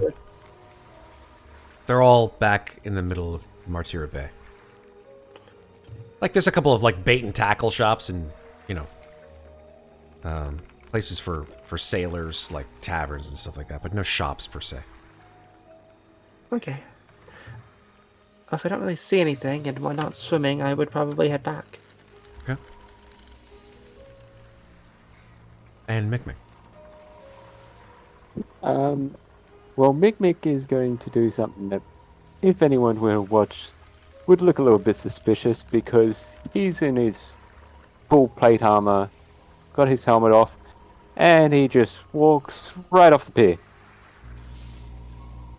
Okay. And walks right off the pier and just sinks to the bottom, and then he will cast Alter Self and There you go. and do aquatic adaptation. Fantastic. What does that do? Well, aquatic adaptation allows me to A, breathe underwater, Okay. and gives me a swim speed. Cool. So your fingers sort of grow long and thin, and webbing begins to sort of grow between your fingers, and Yeah. you sort of... Well, this is all to do with the armor. Oh, yeah, I So know. it's just my armor doing this. Yeah. Oh, snap. Okay, never mind. I will retract that. Yeah. The armor basically just like closes over your head like an old suit, like an old like diving suit. It makes him a mini submarine. Yeah, it totally does. You have transformed and rolled out, so to speak. Basically. It is Is Alter it Self, yellow? so it is possible. You have altered yourself. You are now a boat. Love this Congratulations, Mikmick. Mikmick is now... He's a submarine. He's not a boat. He's a submarine. Well, a submarine is a kind of a naval vessel. Okay, that's fine. And Fine. then he'll try and find Muadnhait in the water and Yes. maybe swim for Yeah, there's like little a bit. sonar ping. Bing! Captain! 20 meters to starboard! There she Muadnhait blows! is just moving through the water. She's completely naked. Her hair is flowing behind her. And she kind of feels like herself again, but you can feel the water dragging against her horns and knows it's not the same. Okay. Yeah. And then when Mikmick finds Muadnhait, he'll grab her hand and just nod to her and go with a swim. Nice little swim. Fantastic. Muadnhait will kind of look at him like, what the fuck? Actually, she can speak underwater. She'll literally be like, Tiny One, what are you doing? I just gotta say, before you go on with this, because this is wonderful, but this is the weirdest fucking version of Splash I have ever encountered in my life.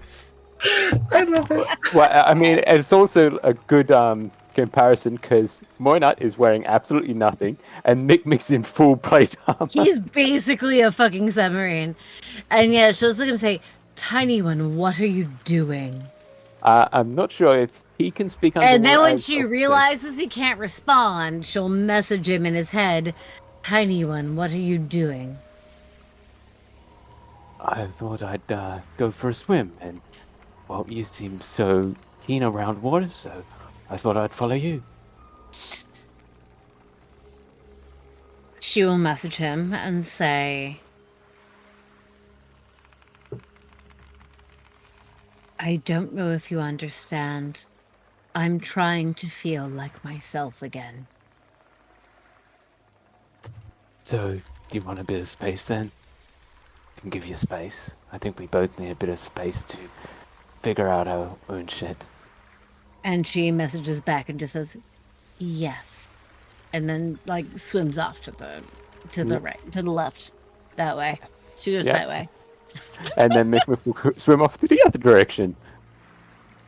So fucking awkward. It's the Love it. weirdest role play No, I've actually, ever I love this. Like, that was like such a perfect moment of simpatico when he's just like, "You need to be alone," and she's like, "Yeah, go away." He's like, "Okay, brilliant." Like, it's perfect. It's beautiful. I love it. He's not the most charismatic, but he is intelligent. Love it. Love it much.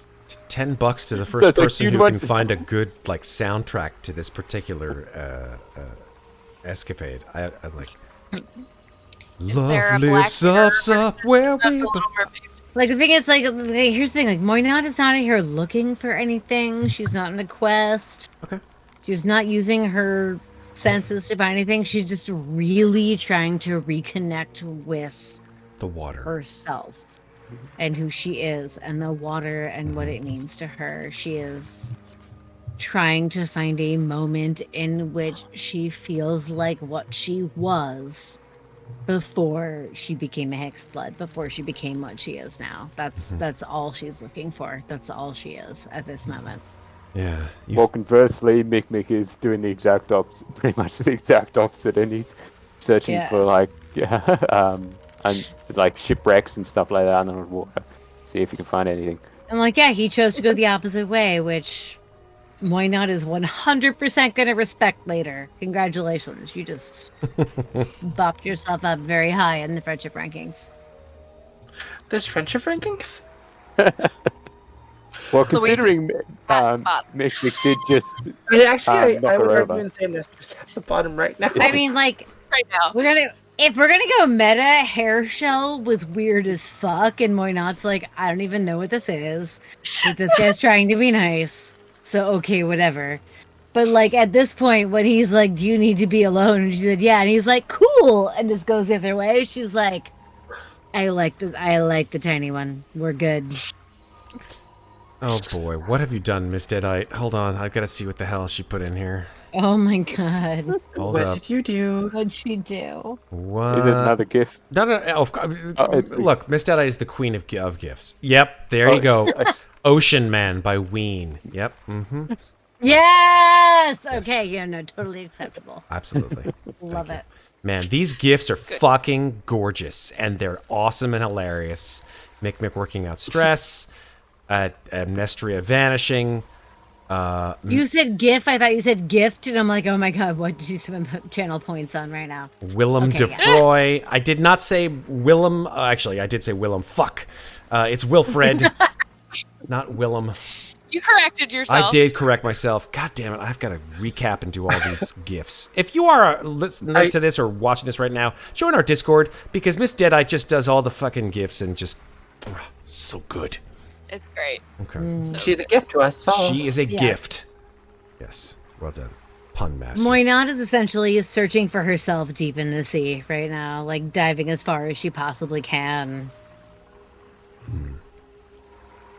I think for a moment, Moynat, although this moment is fleeting, you do feel like you remember what it was like to have that kind of freedom. And then I immediately miss it as soon as it's gone. And it renews that rage that's been bubbling beneath the surface. This rage at what has been taken from her. Yeah. She I don't is- know if she, and this is a question for you, Sarah. Okay. Do you feel that she would lower herself to admit that it was rage, or would you say that it is purpose? Ooh, that's a really good question. They've been through a lot in Ravenloft. I think it's rage. Fair. I think she's angry. It has gone from the simple purpose of this was done to me and it must be undone to it was done to me and I'm very angry about it. Because you have taken away who and what I was and made me into this different thing that cannot live in my same place the way that I used to. I can still swim, I can still breathe, but I am no longer the thing I was. I am something else, and I was made that way out of my control. And yeah, she's mad. She's really mad. Because she keeps looking, keeps doing things for other people, hoping she'll get to what explains this, and it hasn't yet. And she's angry.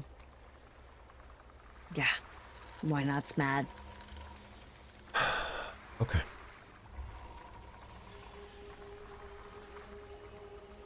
As you begin to sort of seethe with rage, and this is where we're going to sort of cap it for a sec, Sarah. Oh boy. You God, seethe what with am I gonna rage. do? Your eyes clench, your teeth and jaw clenches, and in your solitude, you just let out this sort of silent, just muffled scream under the water. Your hair flares out. Your eyes begin to sort of glow with green, eldritch power. And something very strange occurs.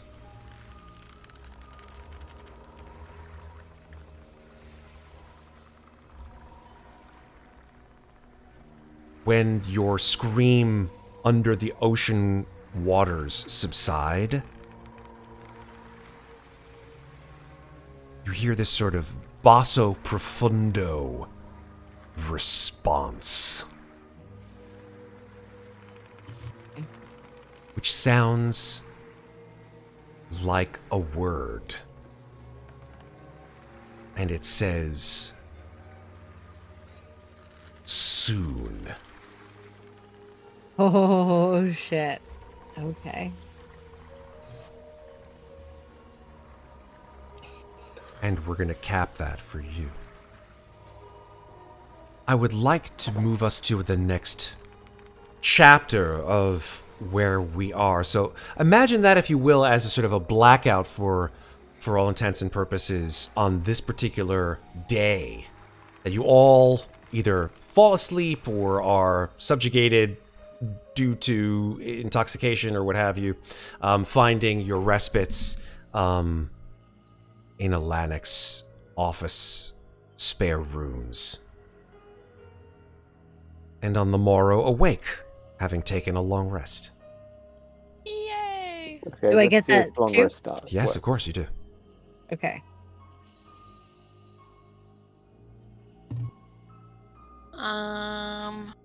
Alright. I gotta roll for my wand. Yes. Go ahead and do your standard long rest items. Wish to change out Well, spells. it looks It's your like certainly the your long rest choice. button. Okay, long rest fixes my spells, Okay, but let's see, not what spells do I have? While you guys are doing my- that sort of mechanically, I'll just sort of give you a lead up to what happens that day. The day dawns. Oh, I've got a roll for a mind sharpener too. So okay. No worries, no worries. The day dawns on Martira Bay, and the city awakens. The sounds of a variety of standard metropolitan sort of issuances and sounds that you would normally hear. Extra, extra, read all about it. Man found dead. Horribly mutilated.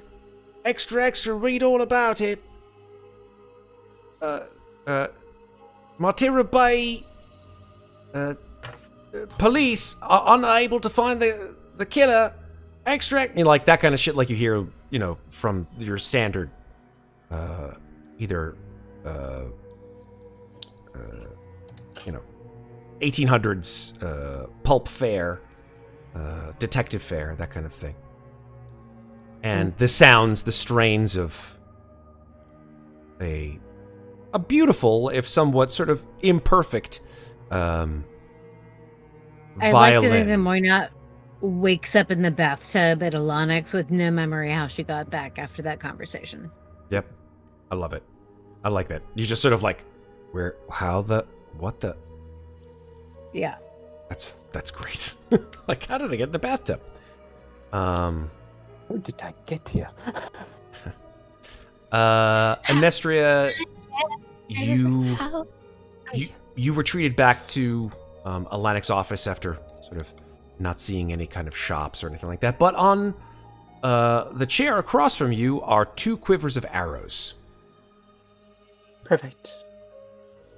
Louisa, you wake with an enormous headache. Yep. But it feels good in a way. That's good. Did she dream at all? Roll a d20. Okay.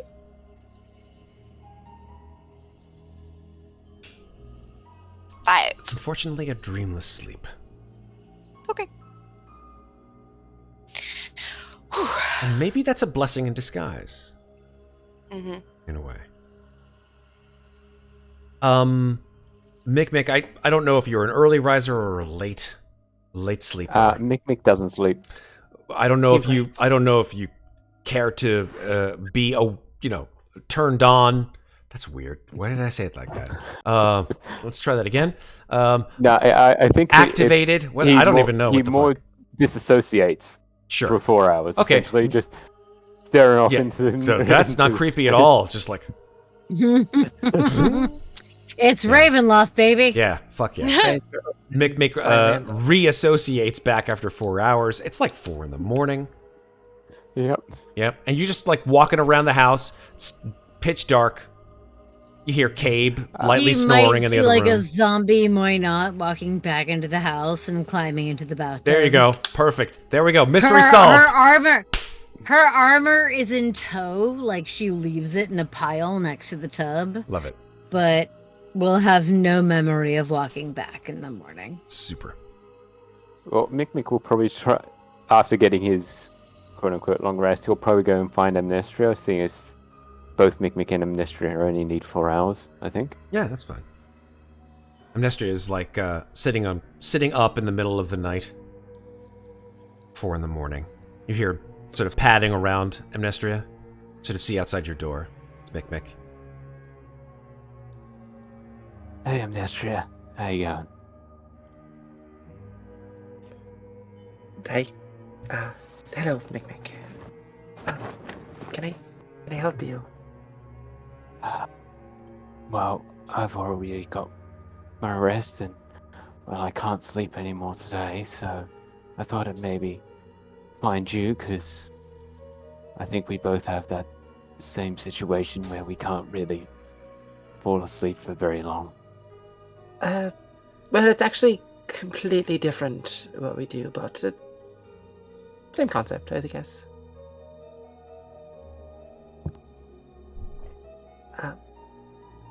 But I am awake. Mikmick is distracted by voices in his ear for a second. That's usually my job. Yeah. He begins gesturing strangely to no one in particular. Oh, and then suddenly comes back. He reassociates. Sort of look over my shoulder. I think I've lost him. He's gone. Yeah, sorry about that. I thought I heard somebody in the background. But you said that you're going back to Mordant. That's where you're originally from, right? That would be correct, yes. And also, I wanted to ask this earlier, but we haven't really had that much time to just sit and chat without being accosted by, well, everything. Everything, yes. But I noticed recently you've started to get like white tips in your hair. Is that normal for you? Or... I mean, honestly, I didn't notice until recently. But no, that's not normal for my hair. I mean, I don't know. Maybe I'm just getting older. You don't look old, but then again, well, most elves don't. I don't really know how old I am, to be perfectly honest. Well, I think that's common with both me and you. Fair enough. But Was is there anything that maybe I should prepare before going to Mordant? Like, is there any... for instance, is it freezing like Lamortia, or is it more swampy like Barovia, or what kind of environment do we have there? Mordant is a modest temperature. People do wear jackets. It's similar in a lot of ways to Cartacus, actually. There are some forests, and there's a lot of marshy bogs. Actually, when I left each of you before we left that place, I found a place very similar. It reminded me of home. That got dark, and I could hear howls at the distance, so I decided not to stay there.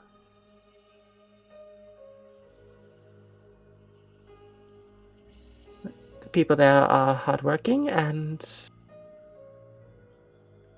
there are a lot of spirits there.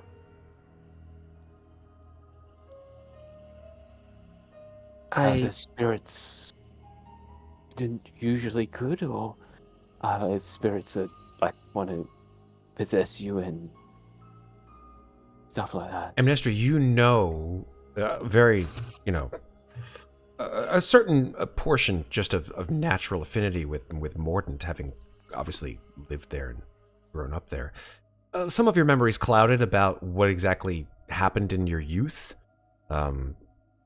Maybe some of what you've received as a bit of a vision in the last day or so has opened your eyes a little bit. But it is worthwhile mentioning that you know that although Mordenshire certainly, and the country Mordant in general, the land Mordant, has its equal share of those who are alive and the spirits that haunt the land, that it is unlikely, almost not just unlikely, but it is unheard of to know that spirits possess the living in Mordant. All right. Well, Mikmick, I don't think you'll have anything to worry about. Okay, then that means I won't have to worry about my brain failing me, which is helpful. Though, what about you? How are you feeling about going back to Mordant, or I've heard you say Mordenshire a few times? Yes, Mordenshire is actually a town in Mordant, surprisingly. It's weird, I know, but I don't really know how I feel. I have mixed emotions of why I'm going there and for what reasons.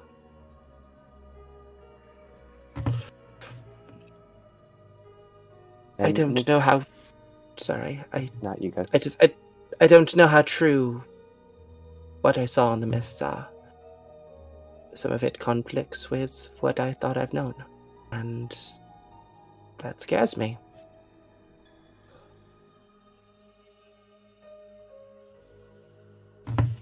Well, I know what it's like to be scared, but Mikmick will reach up, grab hold of Amnestria's hand, and just say, you did help me out with what I was going through, so it's only right that I come with you and help you out. I'm glad you'll be there. Same as the others. And maybe while we're gone, Alana can search out maybe what, if you can find Ravnica. But from what he said, I'm not going to hold my breath. Oh, technically speaking.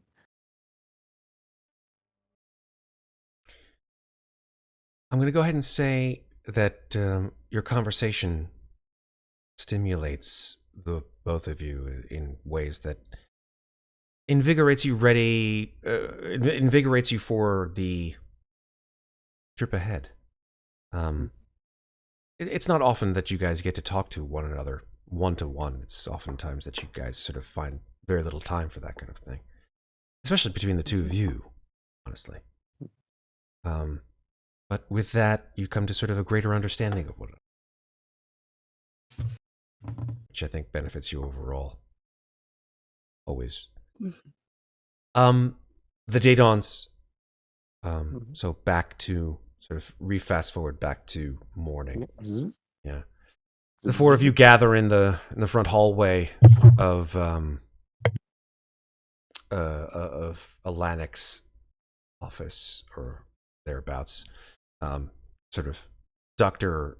Van Richten standing there, his coat smartly dressed. He has a sort of a hat. Yes, He's ready to go. He's got his cane in his hand. Very little else. He has a satchel on his shoulder, which seems to have books and potentially other items that are stored in this sort of large leather sort of box-like satchel on his side. And Alanic stands at the top of... Arthur stands at the top of the stairs. Alanic in his chair next to him, looking down at you. Cabe is at the door, holding it open for the other five of you to come on out. Then when I see you travel light. He says, I take what I need, and I don't need very much. Does anyone? He just sort of arches an eyebrow at that. Mm-hmm. That's fine. Cabe, friends, are we ready to go? Cabe removes a charm from his charm necklace. Sorry, from their charm necklace. And you see, those of you who are sort of standing outside in the street of Martira Bay, that the charm that they have on their necklace that they've removed is... Just check this. This is, yeah, I'm just checking to see what these ones are. Okay, cool. Yeah, this is a, it actually looks like a very stylized, word I'm looking for. God. It looks like a stylized looking sort of house. It actually sort of, you've never seen a house that kind of looks like this before, except maybe you, Amnestria. It's got sort of Greek, almost Ionic columns in front of it, and the house is sort of a triangular shape, and there are like windows all over it. And interesting. Yeah, they produce it, and as you look closer, you see that in front of the house, almost sort of flanking the door, are two griffins.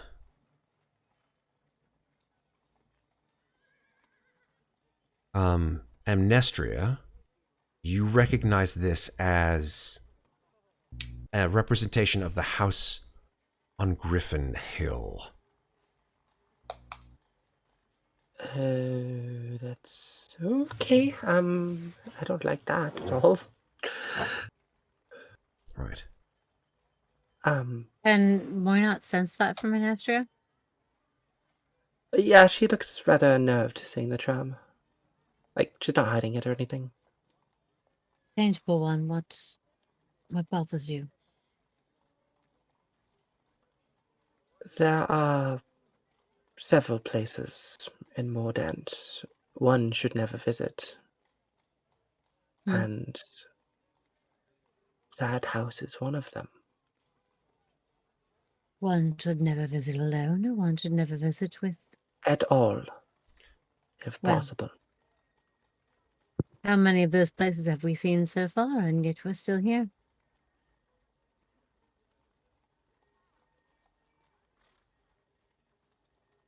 Fair.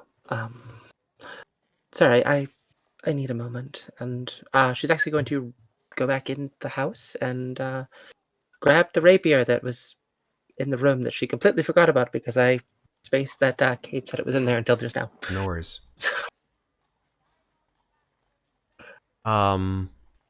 Everyone sort of waits for Amnestria to come back out. Cabe produces the charm, closes their eyes, and you watch as sort of mist begins to seep out of the very cobblestones themselves. And you watch as people start to scatter. People are like, oh, and like they just like start running into their houses and shutting their doors. Like carriages turn around and go the opposite direction as this just wall of mist just creates itself out of the very air. Cabe says, okay, I think this is going to put us pretty close to Mordenshire. Are you coming with us, small one? Oh, yes. No, this time I'm coming with you. Absolutely. Oh, good. Dr. Van Richten I will says nothing take and the just chance. walks straight into the mist. I will take Cabe's hand and say, I will come with you. Cabe looks up at you and says, cool beans. And then walks That's into the just- mist. Following. That's just gonna come out the house and be like, the hell are you doing in the street? Just look to Mikmick and Louisa. Oh, they've already gone. Oh, but, Yeah. okay. And Amnestria's like the last one in the house, like, wait for me! I'm holding the portal open with the power of my mind. Can't you see it? Let's go. Shall Do you, we? do you think Moynat would be running out without the pants on? That kind of I don't know. We've had enough time. She's dressed. Right. Her armor Oh, is dried oh. out. It's back on. Or would it be like the classic anime kind of thing? She's running out with a piece of toast in her mouth. No, because it's Amnestria who ran back in to get I- something. Moynat was ready to go. Yeah. Louisa's fully leaning into her new possible ninja life and is just dressed head to toe in black Hell and looks yeah. like a blonde. Looks like a blonde Kamina drummer from The Expanse. So Nice. Oh my god, that sounds so awesome. I love her. She's so. All right. Anyway, Just a quick question out I of need to game. watch Yes, go for it. it's good. How many spells can I change as an artificer? During a long rest, I believe. Yes. Good question. As an artificer, you get to re-prepare. You are a prepared caster, so you have all the Yeah. artificer spells available to you, Yeah, and you can prepare whatever you want during a long rest. yeah. This Vancian magic thing. Okay.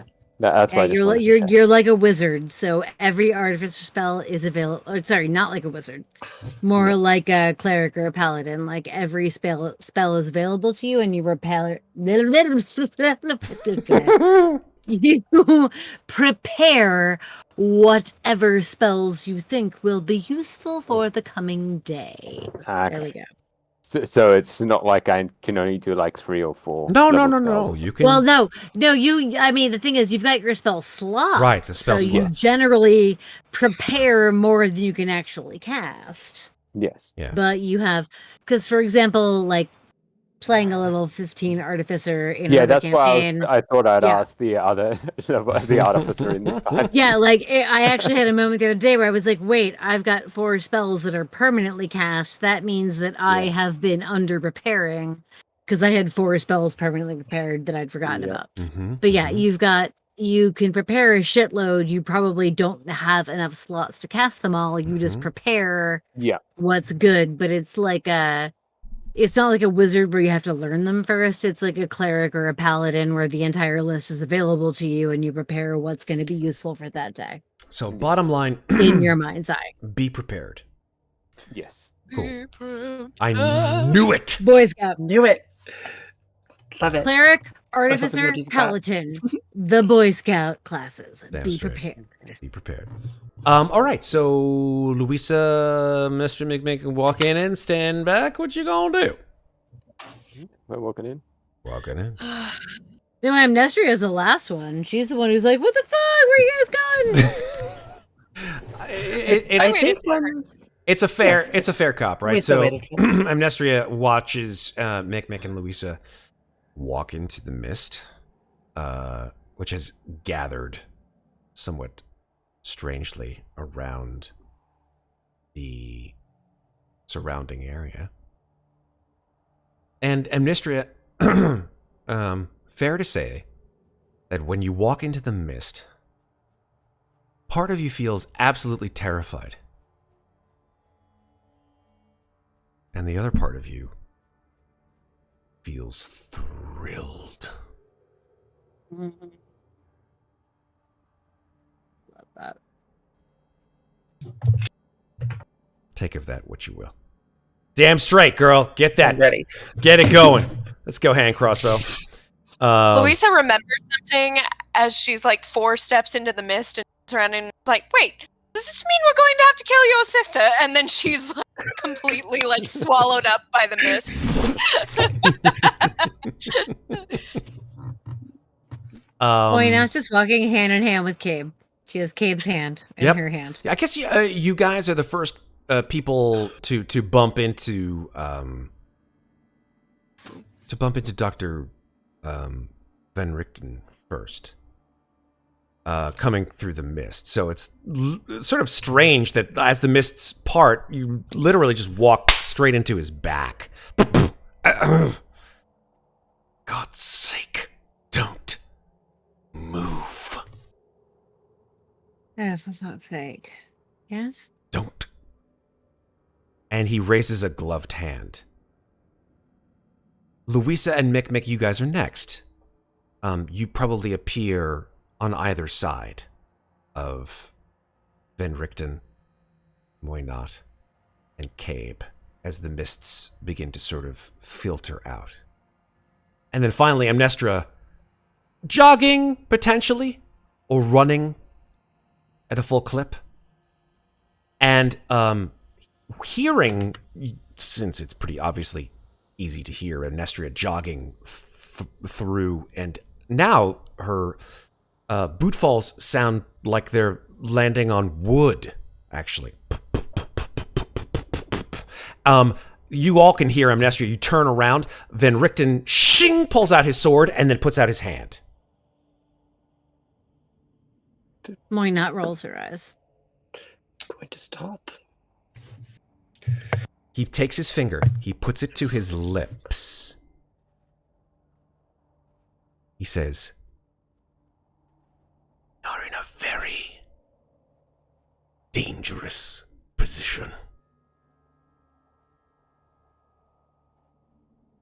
Don't move." You all look, and the reason why Amnestria's boots sound like they have been thumping on wood is because you are. You look down at the ground is gone, the pavement is gone, the cobblestones are gone. You are now standing on wooden planks that creak under your weight. You look behind you, there is only mist. You look in front of you, you see that these wooden planks extend about 100 feet. And you see that you are actually on a covered bridge.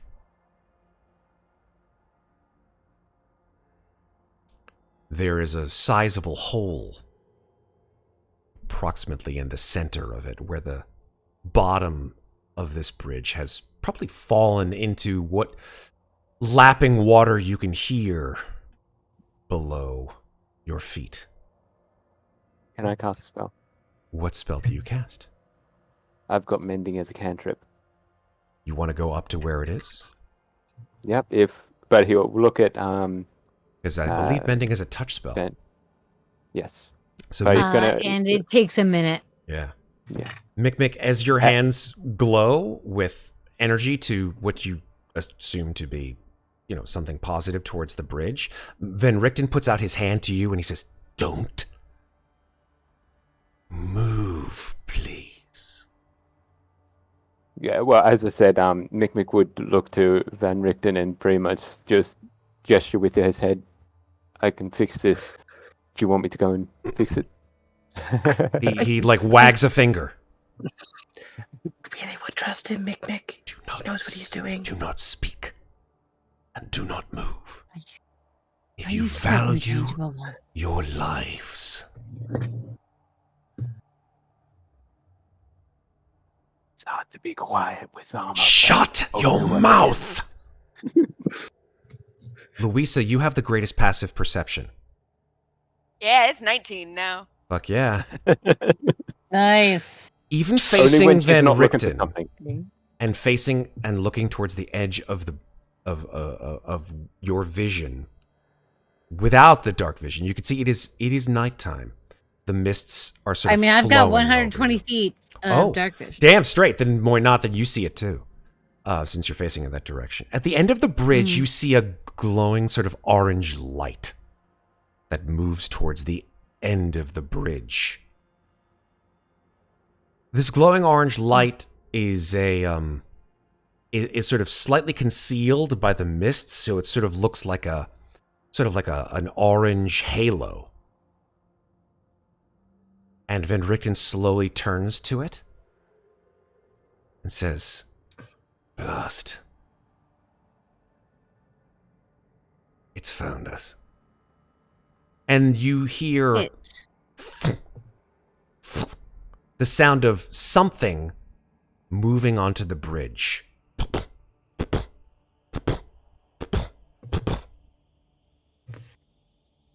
And he says, "Whatever happens, move fast and mind your head."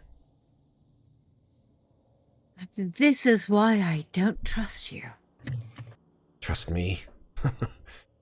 I guess it's mutual then. And the mists on the other side of the bridge part to show a figure on horseback. Oh, Jesus Christ. This is a figure on no ordinary horse, however, because the horse is on fire. It's a nightmare. Ah, Jesus Christ. This flaming maned horse, its glowing orange mane of fire, wreathing the figure that rides atop it. And as the figure moves within vision of all of you, Cabe looks up at you, Muadnhait, and says, "We're really in a lot of trouble, aren't we?" And Muadnhait will look at Cabe and say, "Small one, everything's going to be fine." And she turns and faces off towards the beast. Okay. The beast is not the problem as the beast sort of turns sideways. Well, the beast and whatever is riding it. Whatever She is just turns riding and it. faces off. Perfect. Let's talk about that, and then we will say good night. The figure that's riding atop it, as you may potentially have guessed, is a figure donned in black armor with a long cape that stretches out behind it and sort of faces you sideways. And when I say faces, I say that in only the barest sense of the word, as the creature atop this nightmare has no head. Yes. Yeah. Amazing. The creature rears up, landing on the bridge with an enormous thud. Shing! Pulls out a flaming sword. Broom's out. And that's where we're going to stop for tonight. Yes. Okay. I I want your horse, man without head. Yeah, that horse is a nightmare. I have the object to capture it in a different game. Oh, damn it. In I a different want it. game, I have the whatever that fucking device is that you use to capture a nightmare. A Pokeball? No, it's there's a very specific bridle that you need to capture a nightmare. And ironically, in another game, my paladin who protects wildlife procured one of those. Nice. And keeps it because no one else should have it. Hey, buddy, come here. Nightmare, I choose you. Oh. You have to be evilly aligned to capture an nightmare. Well, there you go. Hey, it was meant for you. Oh, hey, wait, hold on. Oh god, I thought the cat unplugged my headphones for a second, but No worries. we're good. All right, cool. All right, so let's say goodnight since we've come to the end of our episode 32. Let's go this way. Let's go with Megan first. Megan, where can people find you on the internet? That's me. You can find me at Megan Linapp on Instagram and in our Discord. And next Thursday with Maeve and Matt as we have our Magi finale. Nice. It's gonna be. Crazy. It's gonna be. It will exist. Yep. I Exactly. should move my camera. There we go. Heck yeah. Very excited. Thank you, Megan. Moving on down to Maeve. Maeve, where can people find you on the internet? Well, Matt, you can find me here on Slices and Dices. You can also find me on Maze of Fate, which I do currently the Artemere campaign, and I don't know exactly which day we're going to continue that, but we will. Heck yeah. You can also find me on Twitter under Maeve Climber. I do art. I really should post more. I actually have some art that I will be posting soon, but when the moment arises. Perfect. Love it. Thank you, Maeve. Move on over to Red Platinum. Red, where can people find you on the internet, sir? You can find me at mostly gaming websites and social media, but I don't post there. I most often post on our Discord, and you'll probably see me here next Friday when I'm going to be DMing another episode of Star Wars 5e with Sarah. Yes. Can't wait to And see that. Matt in the background. Yeah, I just listen in and push buttons. Intrepid producer, I love it. It's the best. It's the best. It's so much fun. Oh no. And finally, Sarah. Where can we find you on the internet? Sarah, who just got hiccups. Perfect timing. You can find... Damn it. Oh, fuck. There we go. You can find me on Instagram and Reddit. Lovely Llama. Though when I'm on Reddit, there's 2 L's in lovely. You can find me on lots of the gaming specific subreddits. Please hunt me down. Tell me you've watched our stream. It makes me feel special and awesome. You can find me here on Slices and Dices pretty much every Friday playing one system or another. And alternate Thursdays, those other Thursdays that I'm not here on Slices, you can find me on Mates of Fate playing Songs of Creation with them. And yeah, that's what I got for you. Oh, there we go. See, now they're gone.